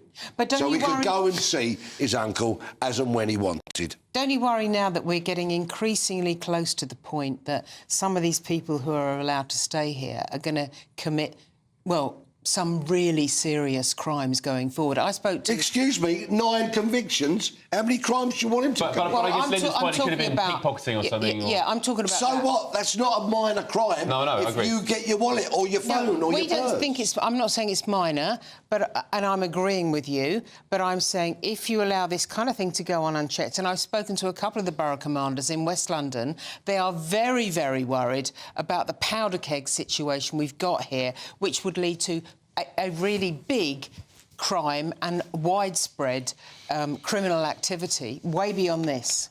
Are you talking about they're afraid of a riot? Let's not. No, talk not a riot. I'm talking about. I'm talking about bombing. I'm talking about terrorist activities. Right. I'm talking about shootings. I'm talking about stabbings. Yeah. Well, we know the police and the security services are on red alert every day of the year because of that. Yeah. We know that. But the fact that I don't get the link between people not being deported when they should and people having a fear of a terrorist attack. How are we linking that? No, I'm saying that unless you do this, unless you sort this out, ultimately you are going to have a problem. Well, we have got a problem. We've got a massive problem. We've got flaky, fluffy, idiotic judges not booting people out of this country who should be on their way. Yeah, I'm not disagreeing with you. I'm simply saying it could get a great deal worse. It could get worse, yeah, exactly. And, Peter, I spoke to... Again, I've got to be careful. I don't want to reveal my sources, but I spoke to somebody who works in counter-terror. They said... they were telling me about some of the cases they've been busting recently. I'm not going to go into them, but, I mean, they're just insane. Also, from incels as well, not just, like, sort of Islamists. Incels as well. But he was saying, particularly in the northeast of England, they are so strapped for counter-terror staff. He said to me, unfortunately, it's a matter of time before something slips through the net this year. Paul, what's going on here with this ridiculous case? The judge in the matter, a chap called Naraz Kabani, said his teenage nephew, the criminal, would suffer a disproportionate impact if he was deported, even though he'd struggled with alcoholism, been convicted of violence and was subject to a domestic abuse restraining order. We don't want these types of people in the country, do we? It's just one of those examples, I think, where it may be the letter of the law, but it just flies in the face of common sense and decency and all the values we have. And, I tend to agree that where lawyers do this, they shouldn't be allowed to get away with it. It just seems beyond the pale, really. And, of course, it comes down so often to human rights legislation. How about some human responsibilities legislation? That if you come to this country, if you're fortunate enough to be let in, there is a responsibility upon you not to commit crime. If you don't abide by that, off you go. Ta-da. Yeah, this is... I mean, I don't understand, Paul. What can we do about these judges? Because these judges, as far as I can see, and I want to respect the judiciary, right, but... time after time now, we're seeing these ridiculous cases, and I think these judges need to be held to account. How do we do that? Well, we do respect and value our independent judiciary. We don't want a politicised judiciary. That would be very dangerous. Well, but on the other hand, the guidelines are set by Parliament, and it's the rule of law, isn't it? And the laws are made by parliamentarians. So I think there may be a role for revising the guidelines that the judges are implementing. We need to leave the ECHR then. Correct. European Court human rights legislation is not set by our Parliament. That is imposed upon us. And I think we've just got to drive. Well, we've got to be careful what we think. I mean, I don't know about that, because that would throw out some of the baby with the bathwater, I suspect. But anyway. We can re-establish our own human rights legislation. We're not bound to abide by it. We can quite simply treasure the things that we like. A right to life, a right to work, right to family, right to free expression. We can cement that all in our own legislation. We don't need Europe's. Then we can start getting rid of these people like we should. Yeah, I mean, Paul, what do you admire so much about the ECHR? Can you give me something that you particularly like about it? Why is it so important? Well, because you talk about the rights. We don't have a code of rights in this country. We don't have a Bill of Rights. We don't have one if it replaces we don't have a codified constitution. And actually, the HSE coming in was a very useful tool for us to be able to have some of those rights brought to the surface. Because so many of the rights we talk about are theoretical in the UK because it's not written down. You can't go off and buy a copy of the UK Constitution. It doesn't exist. No. Well, one would come into effect, Linda, of course. If there was anyone with the balls to scrap the ECHR and leave it, we would replace it with a British Bill of Rights. But I could see that happening, couldn't you, Paul? Not under this government. Well, I'd love a written constitution, but the can of worms that opens is enormous. And do you think that's the most important thing right now when the health service is on its knees? Yes. You know, Paul, why is the health service on its knees? Why can't people get homes? Why can't people see doctors? Why is crime through the roof? It's not because of human rights legislation. It's all because of one thing: uncontrolled mass migration. Partly because of illegal migration as well. We can't get rid of absolute wrong-uns like this Polish criminal, like the Albanian whose nephew doesn't like foreign chicken nuggets. What a joke. I What an agree with absolute that. joke. I agree that these people should be dealt with, but that's not really the whole reason why the NHS is under so much pressure. It is. There's too many people here. There are too many people because we have an ageing population. Population. Really ageing, like living for 30 years longer than they did. Remember, the NHS was devised when people retired at 60 and died at 65. Right. They now live for a great deal longer, and they all have at least 4 medical conditions. And who staffs the NHS? It's people from other countries, isn't it? It's Irish people, Filipino people, it's people from all over the world. They're the people who are caring for our... nurses are foreign in the NHS or migrants? Loads. A quarter. Doctors, 30%. Well, that's good, isn't it? Well, it's like a vicious circle. It's like, we've got to train our own. We should have started that many years ago. And I treasure each and every one of those doctors and nurses. But the fact is, we are overpopulated. There are many people here that shouldn't be here. And if we actually had some semblance of control over who came here and who we want to leave, then this nation might inch towards being a better place with public services more fit for the population to serve. Yeah, Paul, I would say, just finishing on this, uncontrolled mass migration, opening the borders for the world's needy and their aunties and uncles and cousins to come along for the ride to the land of milk and honey, it's a vicious circle, because the more people you let in, you then need more doctors, you then need more houses to compensate for the fact that you've got all these people coming. Well, I mean... And it just, anything you do, if you pump another $1 billion a year into the NHS, that's just negated by the people coming in. You build another 1.5 million houses, whatever Labour want, it's just negated because more people are coming in. Well, we do need to control immigration. That's what Keir Starmer's talked about. That he's also talked about this sort of experiment that we had under the Boris wave that you've been talking about earlier in the programme. You know, you need to get tougher on this, but you can't then just say that something like the National Health Service can survive on just purely British people. It's always had immigrants working in it. Which is the big problem. You look at care that is now happening in corridors. You look at ambulances that are banked up outside the hospital front doors of the casualty departments, and those are elderly people that can't be moved back into the community because of the breakdown in social care. Now, that is the issue there with the situation in the NHS inside hospitals. But the NHS relies on the people from other countries. That's the fact of it. Always has done. Yeah. Always has done. But let's train our own doctors up.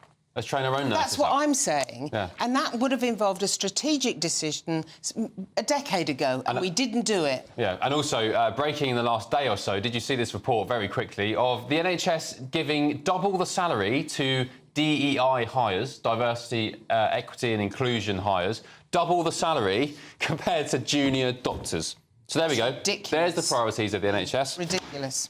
Anyway, we're giving you the chance to win in our latest Great British giveaway. We've got 2 amazing prizes to be won. Here's all the details you need to win.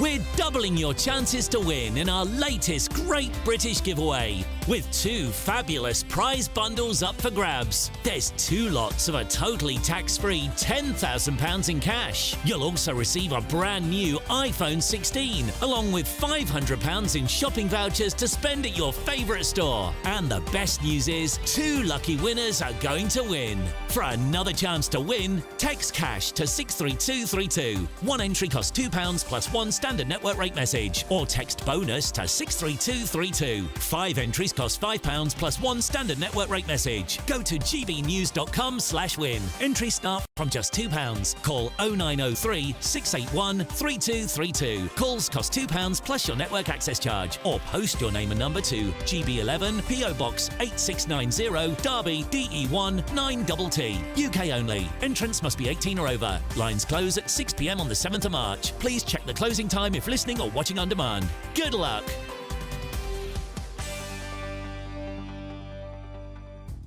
Good luck to you. Now, 85% of Brits think Rachel Reeves isn't doing a good job. Who are the 15% who think she is? We'll be joined by the former editor of the Sunday Express, David Wooding. Paul Richards has just lurched up as if I've said something totally awful.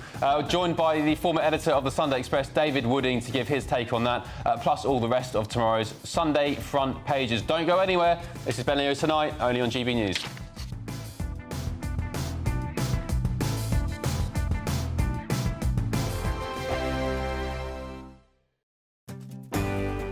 I'm Michelle Dewberry, and this is GB News. The People's Channel, Britain's news channel. Headliners on GB News 11 p.m. every night. It's got 3 top comedians going through the next day's newspapers so you don't have to read them, which is great. That's a good point. He's lying. I mean, maybe he's not lying. That's Headliners every night from 11 p.m. and 5 a.m. as well on GB News, Britain's news channel. Good afternoon, Britain. Weekdays from midday. I'm here in M. Manzi's, which is now the oldest surviving pie and eel shop in London. It's been open since 1892, and as you said in the intro there, it's really sort of a dying breed.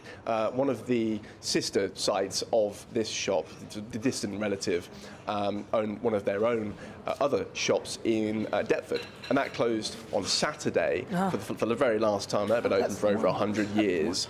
So you clearly see that there's a declining, not necessarily a declining interest, that's the wrong way of putting it, but it's nowhere near as prevalent as it used to be. This is a staple of the East End, and it's now gone from about 300 shops in the Victorian times to under 40 now, and it's declining further and further. Now, also, a couple of months ago, I was in Basildon talking about a similar story with Richard Holden, trying to create a protected status for pie and mash to prevent sort of copycats from stealing the recipe and making it less authentic. So that is ongoing. There's clearly interest in it, and tourists enjoy coming in here. Hopefully, I'll get one of my own pies shortly and have another taste. But it would be a shame to see this go. It's not just about the pie and the taste and the flavour, which is fantastic. It's also about history and community. A lot of people come in here as regulars, so we're just shining a light on a crucial part of London's historic economy. It's a bit of good fun, and it certainly tastes very good as well. Demographics have changed, yeah, and actually a lot of the ownership, the people who would run these shops traditionally over the last few decades are moving out towards the west, they're moving towards Kent, they're moving towards Sussex. So there are demographic changes, and no doubt that is influencing it as well. And as I say, it's important to do stories like this just to remind people of London's history and why it's important to support these local businesses. GB News, the People's Channel. We're proud to be GB News, the People's Channel, and as you know, we always love to hear your views. Now, there's a new way of getting in touch with us at gbnews.com/yoursay. By commenting, you can be part of a live conversation and join our GB News community. You can even talk to me, Bev Turner, or any of the members of the GB News family. I'm Martin Daubney. This is GB News, Britain's news channel.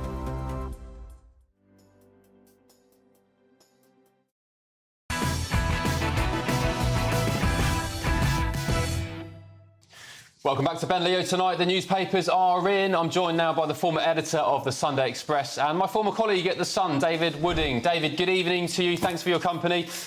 Big story on the front page of your old paper here, an exclusive.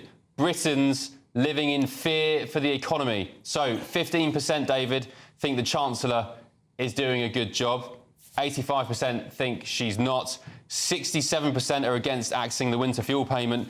And the depth of public fear about the state of the economy, with nearly half expecting unemployment to go up and fewer than 1 in 10 thinking it will fall, has been laid bare. What's your thoughts?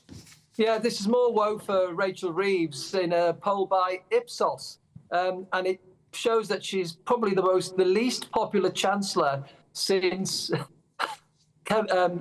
Kwasi Kwarteng, who, of course, delivered that disastrous budget when Liz Truss was Prime Minister for just a few days, which led to his being sacked by the Prime Minister, who followed him out the door not long afterwards. So actually, this is really bad because we've got a new government in with a massive majority, and everything seems to have gone wrong when everything was right for them when they got in there. And Rachel Reeves there's three things which are causing of trouble here. One is the winter fuel payments, and it says, as you say in the poll, Ben, that 2/3 of people think that was a bad move.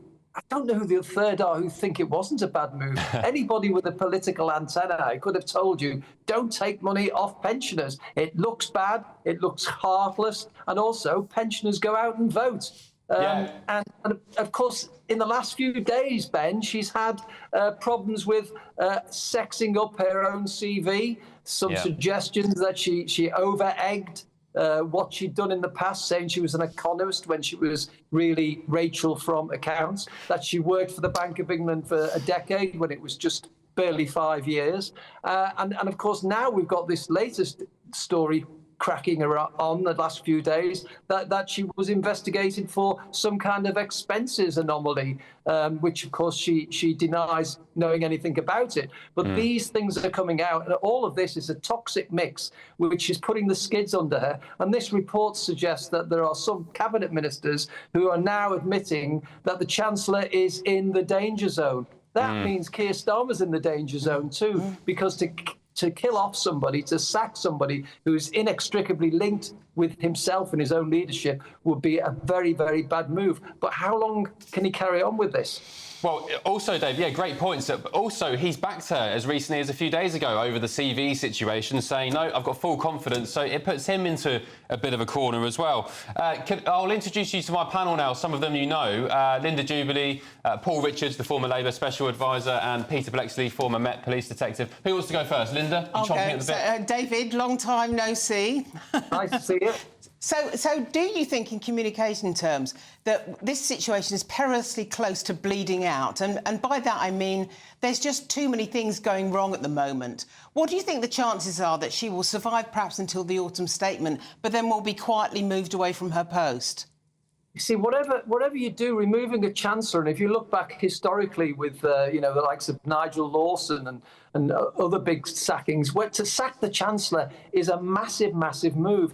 Gordon Brown had and Tony Blair had massive fallouts behind the scene, but Tony Blair knew that to remove Gordon Brown would be doubly damaging to himself. So the problem is for Keir Starmer, does he struggle on with Rachel Reeves there, or does he pull the rug from underneath her, leave her as an enemy on the back benches, and who does he put in her place? I mean, there's been a lot of praise for her deputy, who seems to be a good performer on television. But Rachel Reeves was...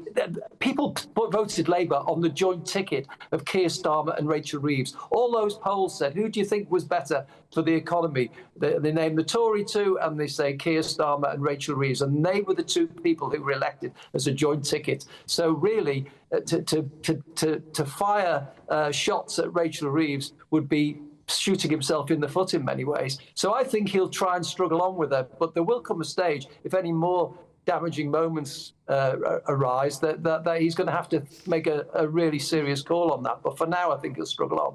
All right, David, here comes the cavalry. It's former Labour Special Advisor Paul Richards. Paul, what's your questions for David? Well, I think she's safe as houses, actually, because the way she is being judged is on the performance of the economy. And we saw this week, didn't we, David, that the economy is now improving, and that's how she should be judged. All else is froth, and all this Rachel from accounts stuff, I think, is absolutely disgusting misogyny directed at her from people who are just engaging in a hit job.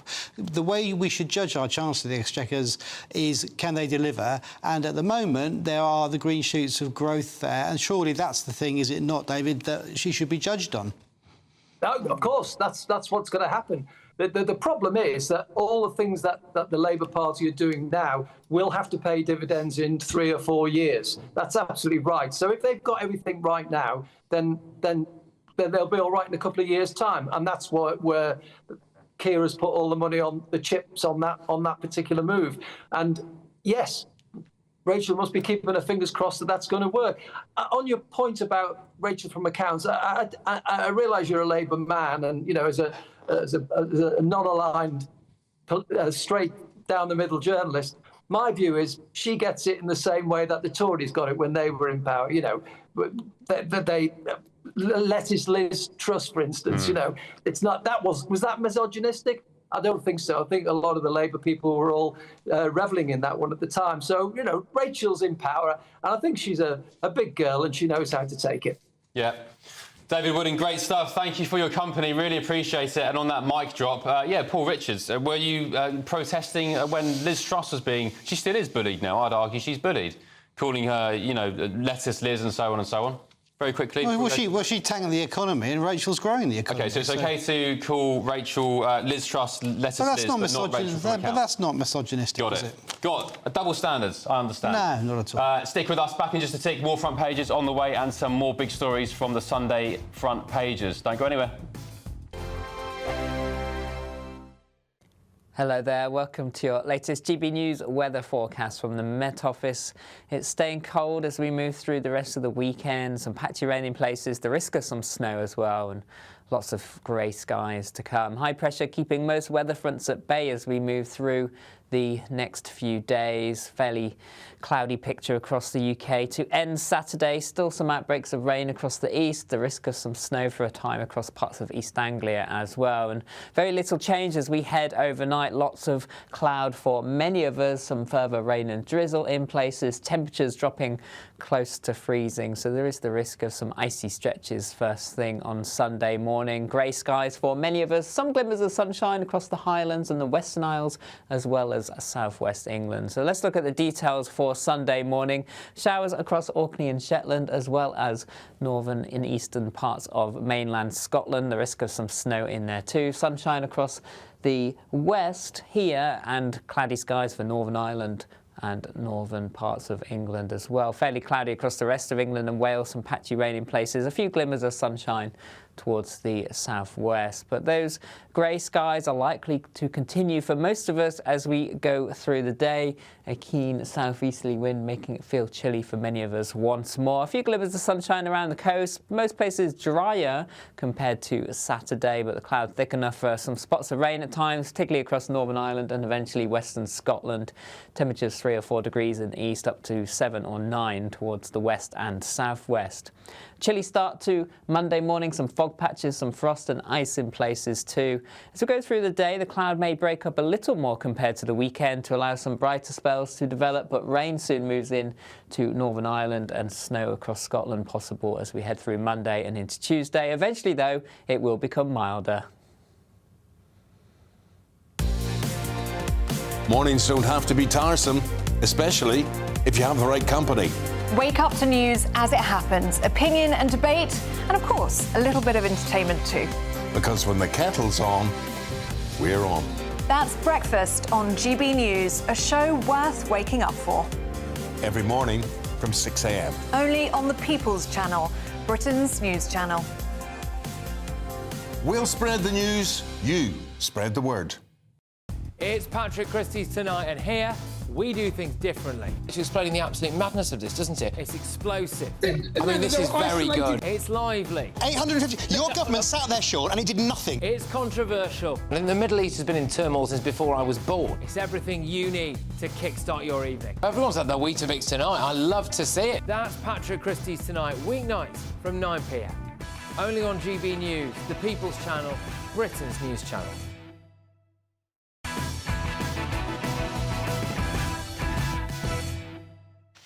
Welcome back to Ben Leo Tonight. More front pages have just dropped. Let's look at the Observer.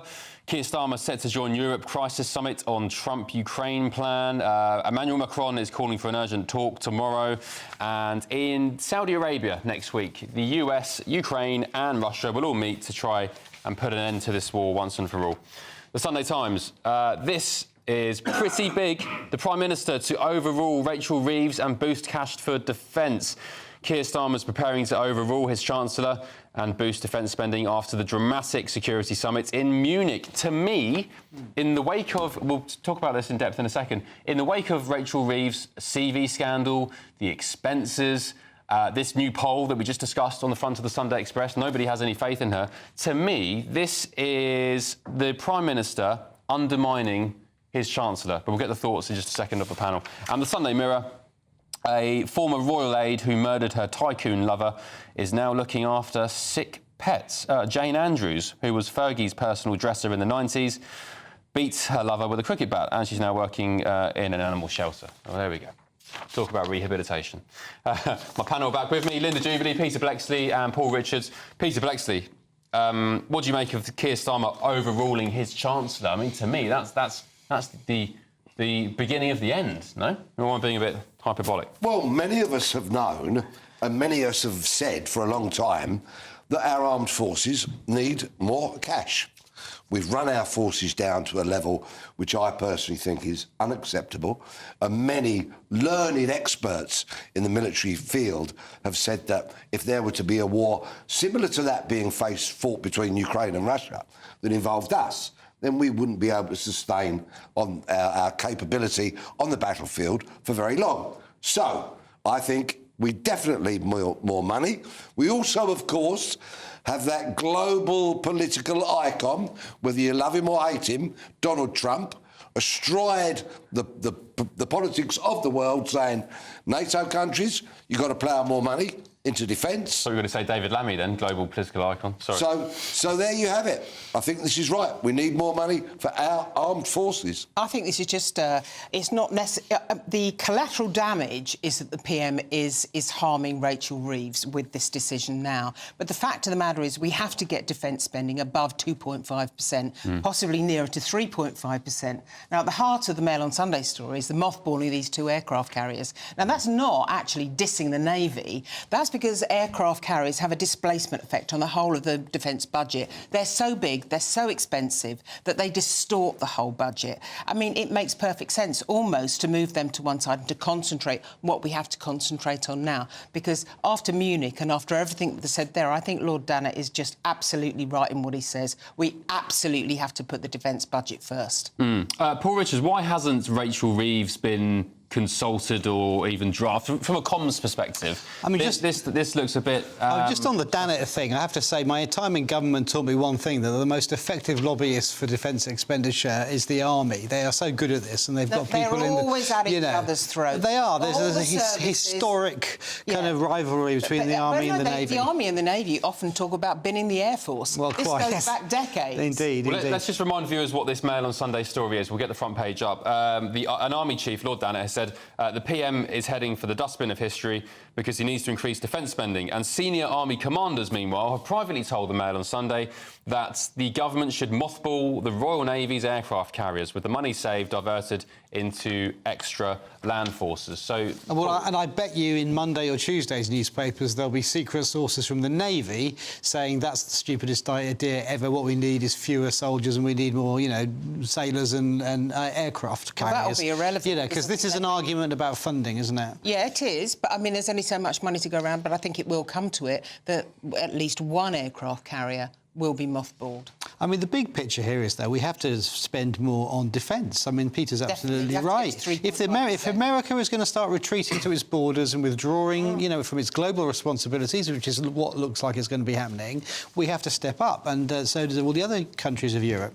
And it's not just me saying it. Only this week in Munich, Mark Rutte, head of NATO, said we're going to have to go north of 3%. Yes, in all likelihood. 3.5. Yeah, that's what I'm saying. Yeah. Peter, one of our Your Say viewers, one of our loyal viewers, has said, do you want to be the Reform Home Office Minister?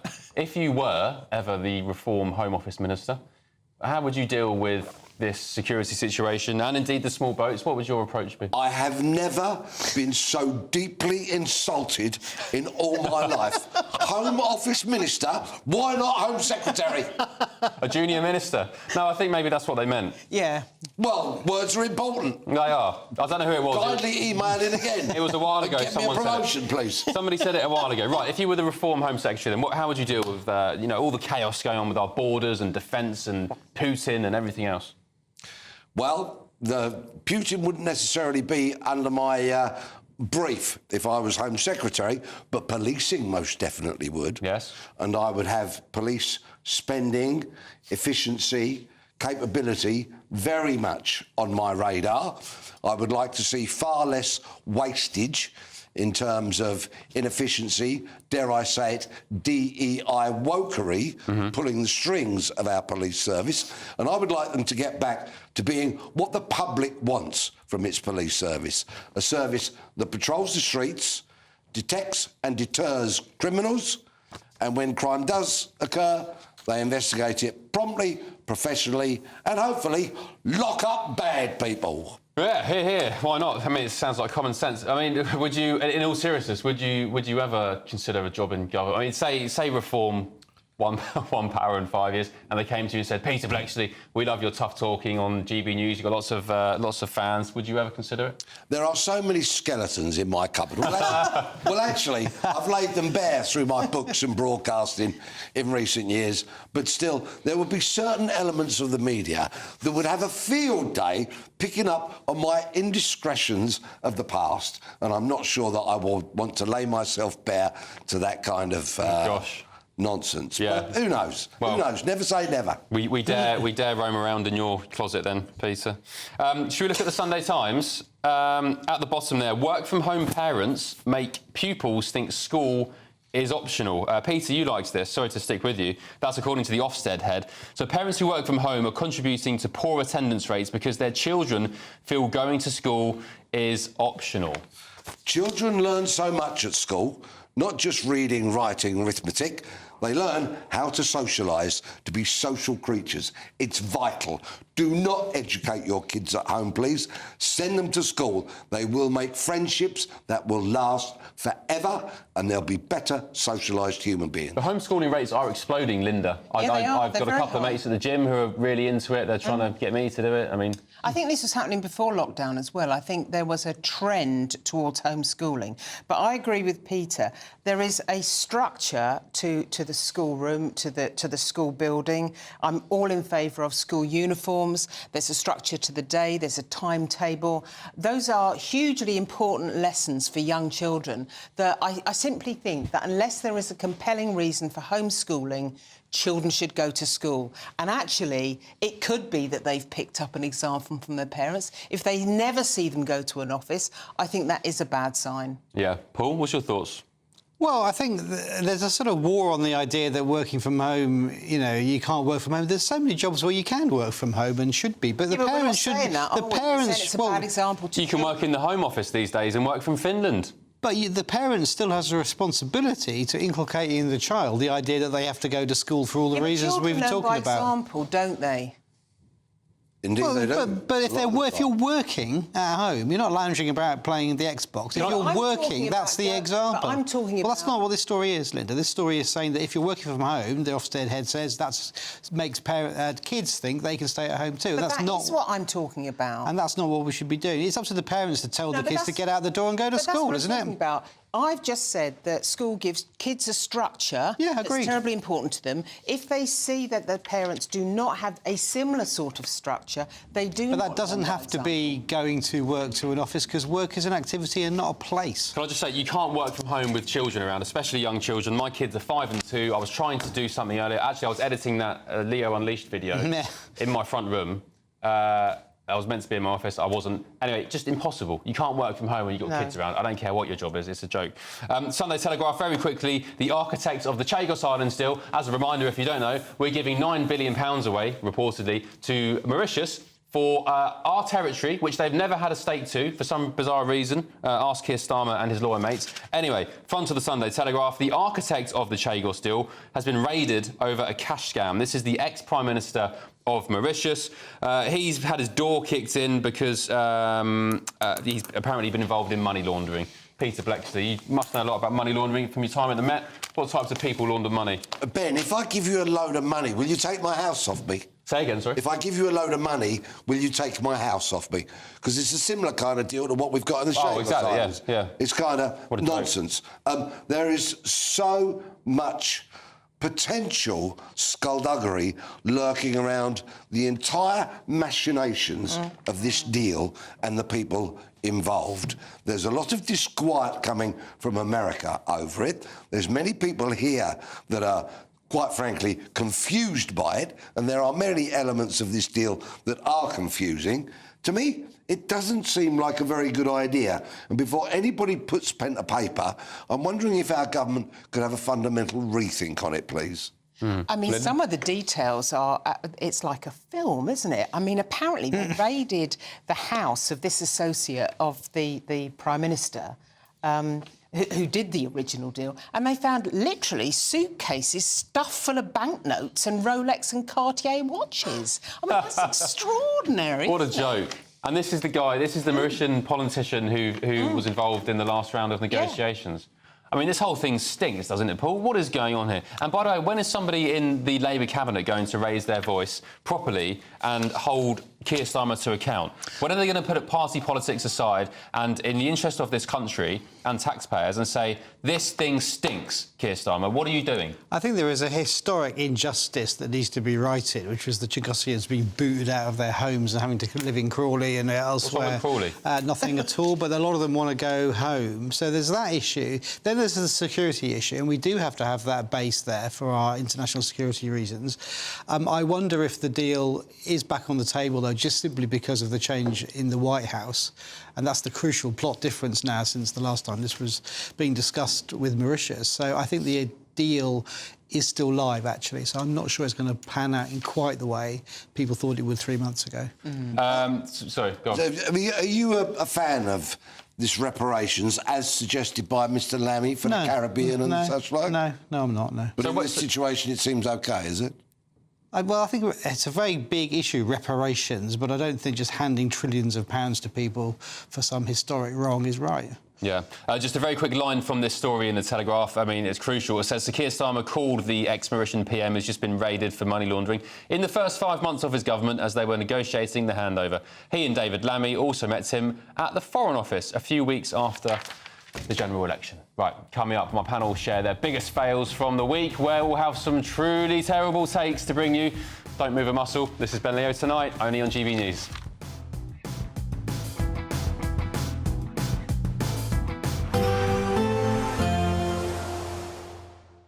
I forecast a perfect holiday in the sun.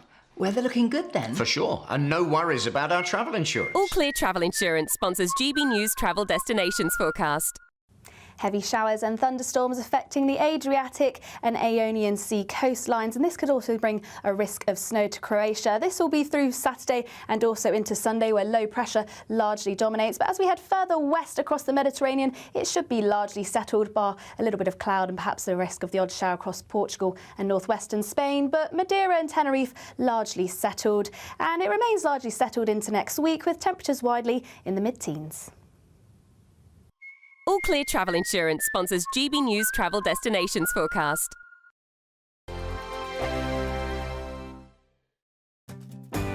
I'm Ellie Costello, and thank you so much for joining us here on GB News, the People's Channel, Britain's news channel. In the GB newsroom, we bring you the news as it happens. With our team of dedicated journalists across the UK, we're ready to keep you up to date with what's happening every half an hour, every single day. Bulletins here on GB News, the People's Channel, Britain's news channel. Every Sunday from 11, join Michael Portillo. There will be topical discussion, looking at the week before and the week to come. So kick back and relax at 11 a.m. on Sundays on GB News with me, Michael Portillo. GB News, the People's Channel, Britain's news channel. GB News Breakfast, every day from 6 a.m. Coldplay? Coldplay. It was Steve Martin, yeah. Yeah. Mm-hmm. They did a gig. Chris Martin. Chris Martin. Have they apologised for being British? Yeah, They did. they were They playing did, on yes. Patrick Christie's programme, I think, last night, weren't they? Yeah, he was saying... The clip was, they said they were playing in India somewhere, and they said, thank you very much for a wonderful reception. We almost didn't expect it, and they sort of apologised for being British. Thanks for welcoming us despite being British. Yeah, that's right. No. I mean, that's a disgrace. Yes, it is. I mean, that's absolutely terrible. Why can't we be proud to be British? It's becoming the norm to feel that you have to apologise all the time for being British, and I think that's wrong. I think Bono did it about 20, 30 years ago when he was touring with U2, didn't he? Well, stop it. Let's be proud. He sang a song. We've got a lot to be proud of in this country, and it's wrong to make it, and especially if and it probably is filtering down to our children. Yeah. This feeling that you've got to apologise for being British, for heaven's sake. Well, it's back to that old image, isn't it, of an England flag being viewed, someone flying an England flag, and you sort of tut and raise your eyebrows at it, which is just so wrong. You don't get that with any other flag, do you? That we're just meant to be embarrassed by it all. Yeah, we've got to stop that. We really have. Yeah, love being British. Want to be anything else? Thanks very much. No, indeed. I like being British. GB News, the People's Channel. I'm Christopher Hope. From pop stars to politicians, I'll interview anybody in a pub who's got a political opinion. Join me every Friday on Spotify, Apple Podcasts, YouTube or gbnews.com, or wherever you get your podcasts. This is GB News, the People's Channel. I'm Simon Evans, and this is GB News, Britain's news channel.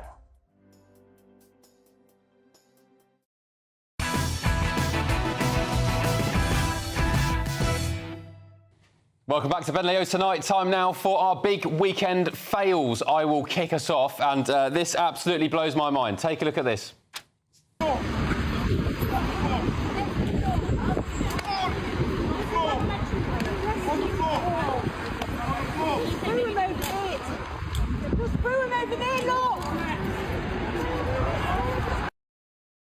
Oh, so that was some British coppers trying, embarrassingly to take down a suspect. Peter, that was an absolute joke. The full clip is 2 minutes. They're bashing him on the legs, they're bashing him over the head. The guy's just standing there, and it's a complete embarrassment. Now, you might not be surprised to hear that in my time in policing, I introduced 1 or 2 people to the pavement, swiftly, effectively, slapped the handcuffs on. But the trouble with analysing police clips, and I know this runs to a couple of minutes and I've seen all of it, is that we don't know what went before. So what I would like to know about this suspect, I'm assuming he's a suspect, is what is it that he's being arrested for? What's happened before that? Because so much of that can affect the decision-making process in how much force am I going to use to arrest this guy. It looked like they were using full force. They were smashing him around the legs, and he was just, he wasn't moving. He was a unit. Force is applied and it comes from the hand of the beholder.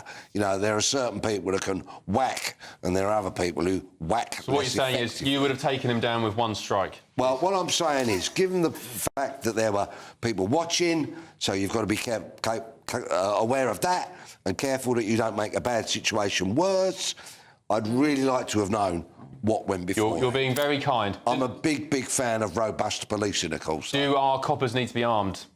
Not with just tasers. All of them? All of them? No. Yeah. But every first frontline response police officer and patrolling police officer should have a taser. OK, yeah, I thought it was a really embarrassing moment for the police. I support the police in everything they do. I'll be the first person to call them if I'm in trouble, but that clip was an absolute joke, I'm sorry. Next, sticking with crime, this is Linda's, where a cocky shoplifter gets his comeuppance. Let's take a look at this. Linda, talk us through this.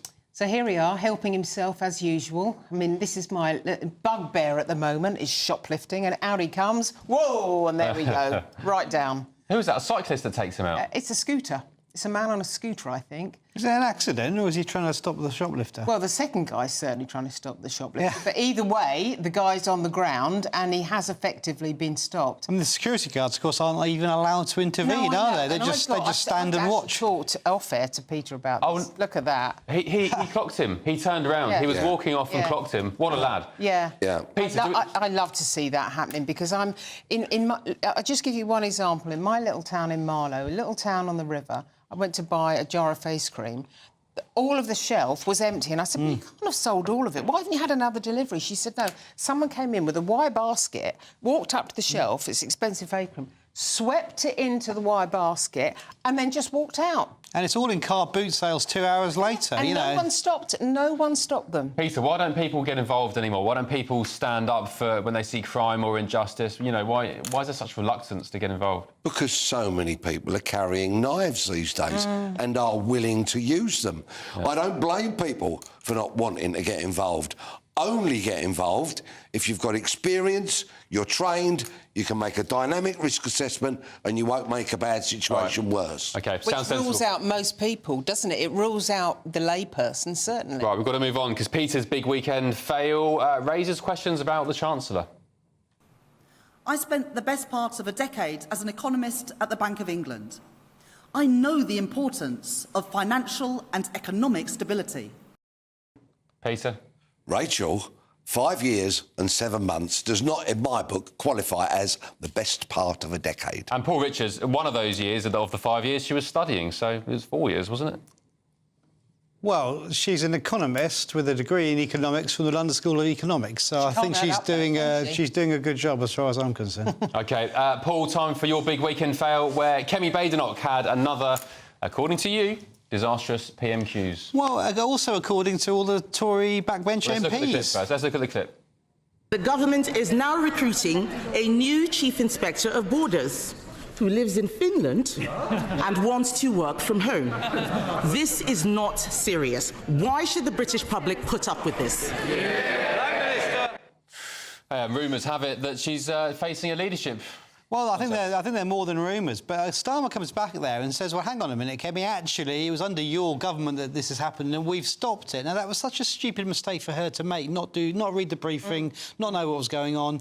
You know, open goal and over the bar. OK, thank you, guys. Leo Curse is on standby with headliners. Leo, what's in store for our lovely viewers tonight? We've got Nick Dixon and Jonathan Cogan on the panel tonight. They're going to be a lot of fun. And we're going to be talking about the UK police who changed the mugshot of an Islamic terrorist because the terrorist was upset that they weren't wearing a niqab. Can you believe it? Are police just tying themselves in knot to appease Islamists? We've also got the calls for a European army. I don't know what that's going to look like or what it's going to do. We don't seem to be able to control our borders. Why would we be able to control them from Russia or China invading us? They could just get in something that floats and come up the beaches. All right, Leo, sounds great. Yeah, I saw that niqab story. It just says it all, doesn't it? There we go. Looking forward to that. Thank you very much. Thank you at home for your company tonight, to lovely Linda, to powerful Peter and to punchy Paul Richards. Thank you for your expertise. We'll see you again next week. And, yeah, thank you at home for your company again. I'm back tomorrow night from 9 o'clock. Next up, it's headliners, but that's after your weather with Greg. Very good night to you.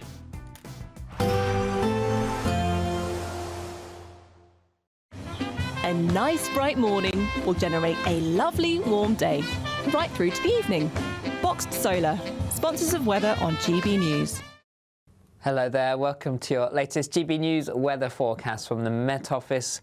It's staying cold as we move through the rest of the weekend, some patchy rain in places, the risk of some snow as well, and lots of grey skies to come. High pressure keeping most weather fronts at bay as we move through the next few days. Fairly cloudy picture across the UK to end Saturday. Still some outbreaks of rain across the east, the risk of some snow for a time across parts of East Anglia as well. And very little change as we head overnight. Lots of cloud for many of us, some further rain and drizzle in places, temperatures dropping close to freezing. So there is the risk of some icy stretches first thing on Sunday morning. Grey skies for many of us, some glimmers of sunshine across the Highlands and the Western Isles, as well as southwest England. So let's look at the details for Sunday morning. Showers across Orkney and Shetland, as well as northern and eastern parts of mainland Scotland. The risk of some snow in there too. Sunshine across the west here, and cloudy skies for Northern Ireland and northern parts of England as well. Fairly cloudy across the rest of England and Wales, some patchy rain in places, a few glimmers of sunshine towards the southwest. But those grey skies are likely to continue for most of us as we go through the day. A keen southeasterly wind making it feel chilly for many of us once more. A few glimmers of sunshine around the coast. Most places drier compared to Saturday, but the clouds thick enough for some spots of rain at times, particularly across Northern Ireland and eventually western Scotland. Temperatures 3 or 4 degrees in the east, up to 7 or 9 towards the west and southwest. Chilly start to Monday morning, some fog patches, some frost and ice in places too.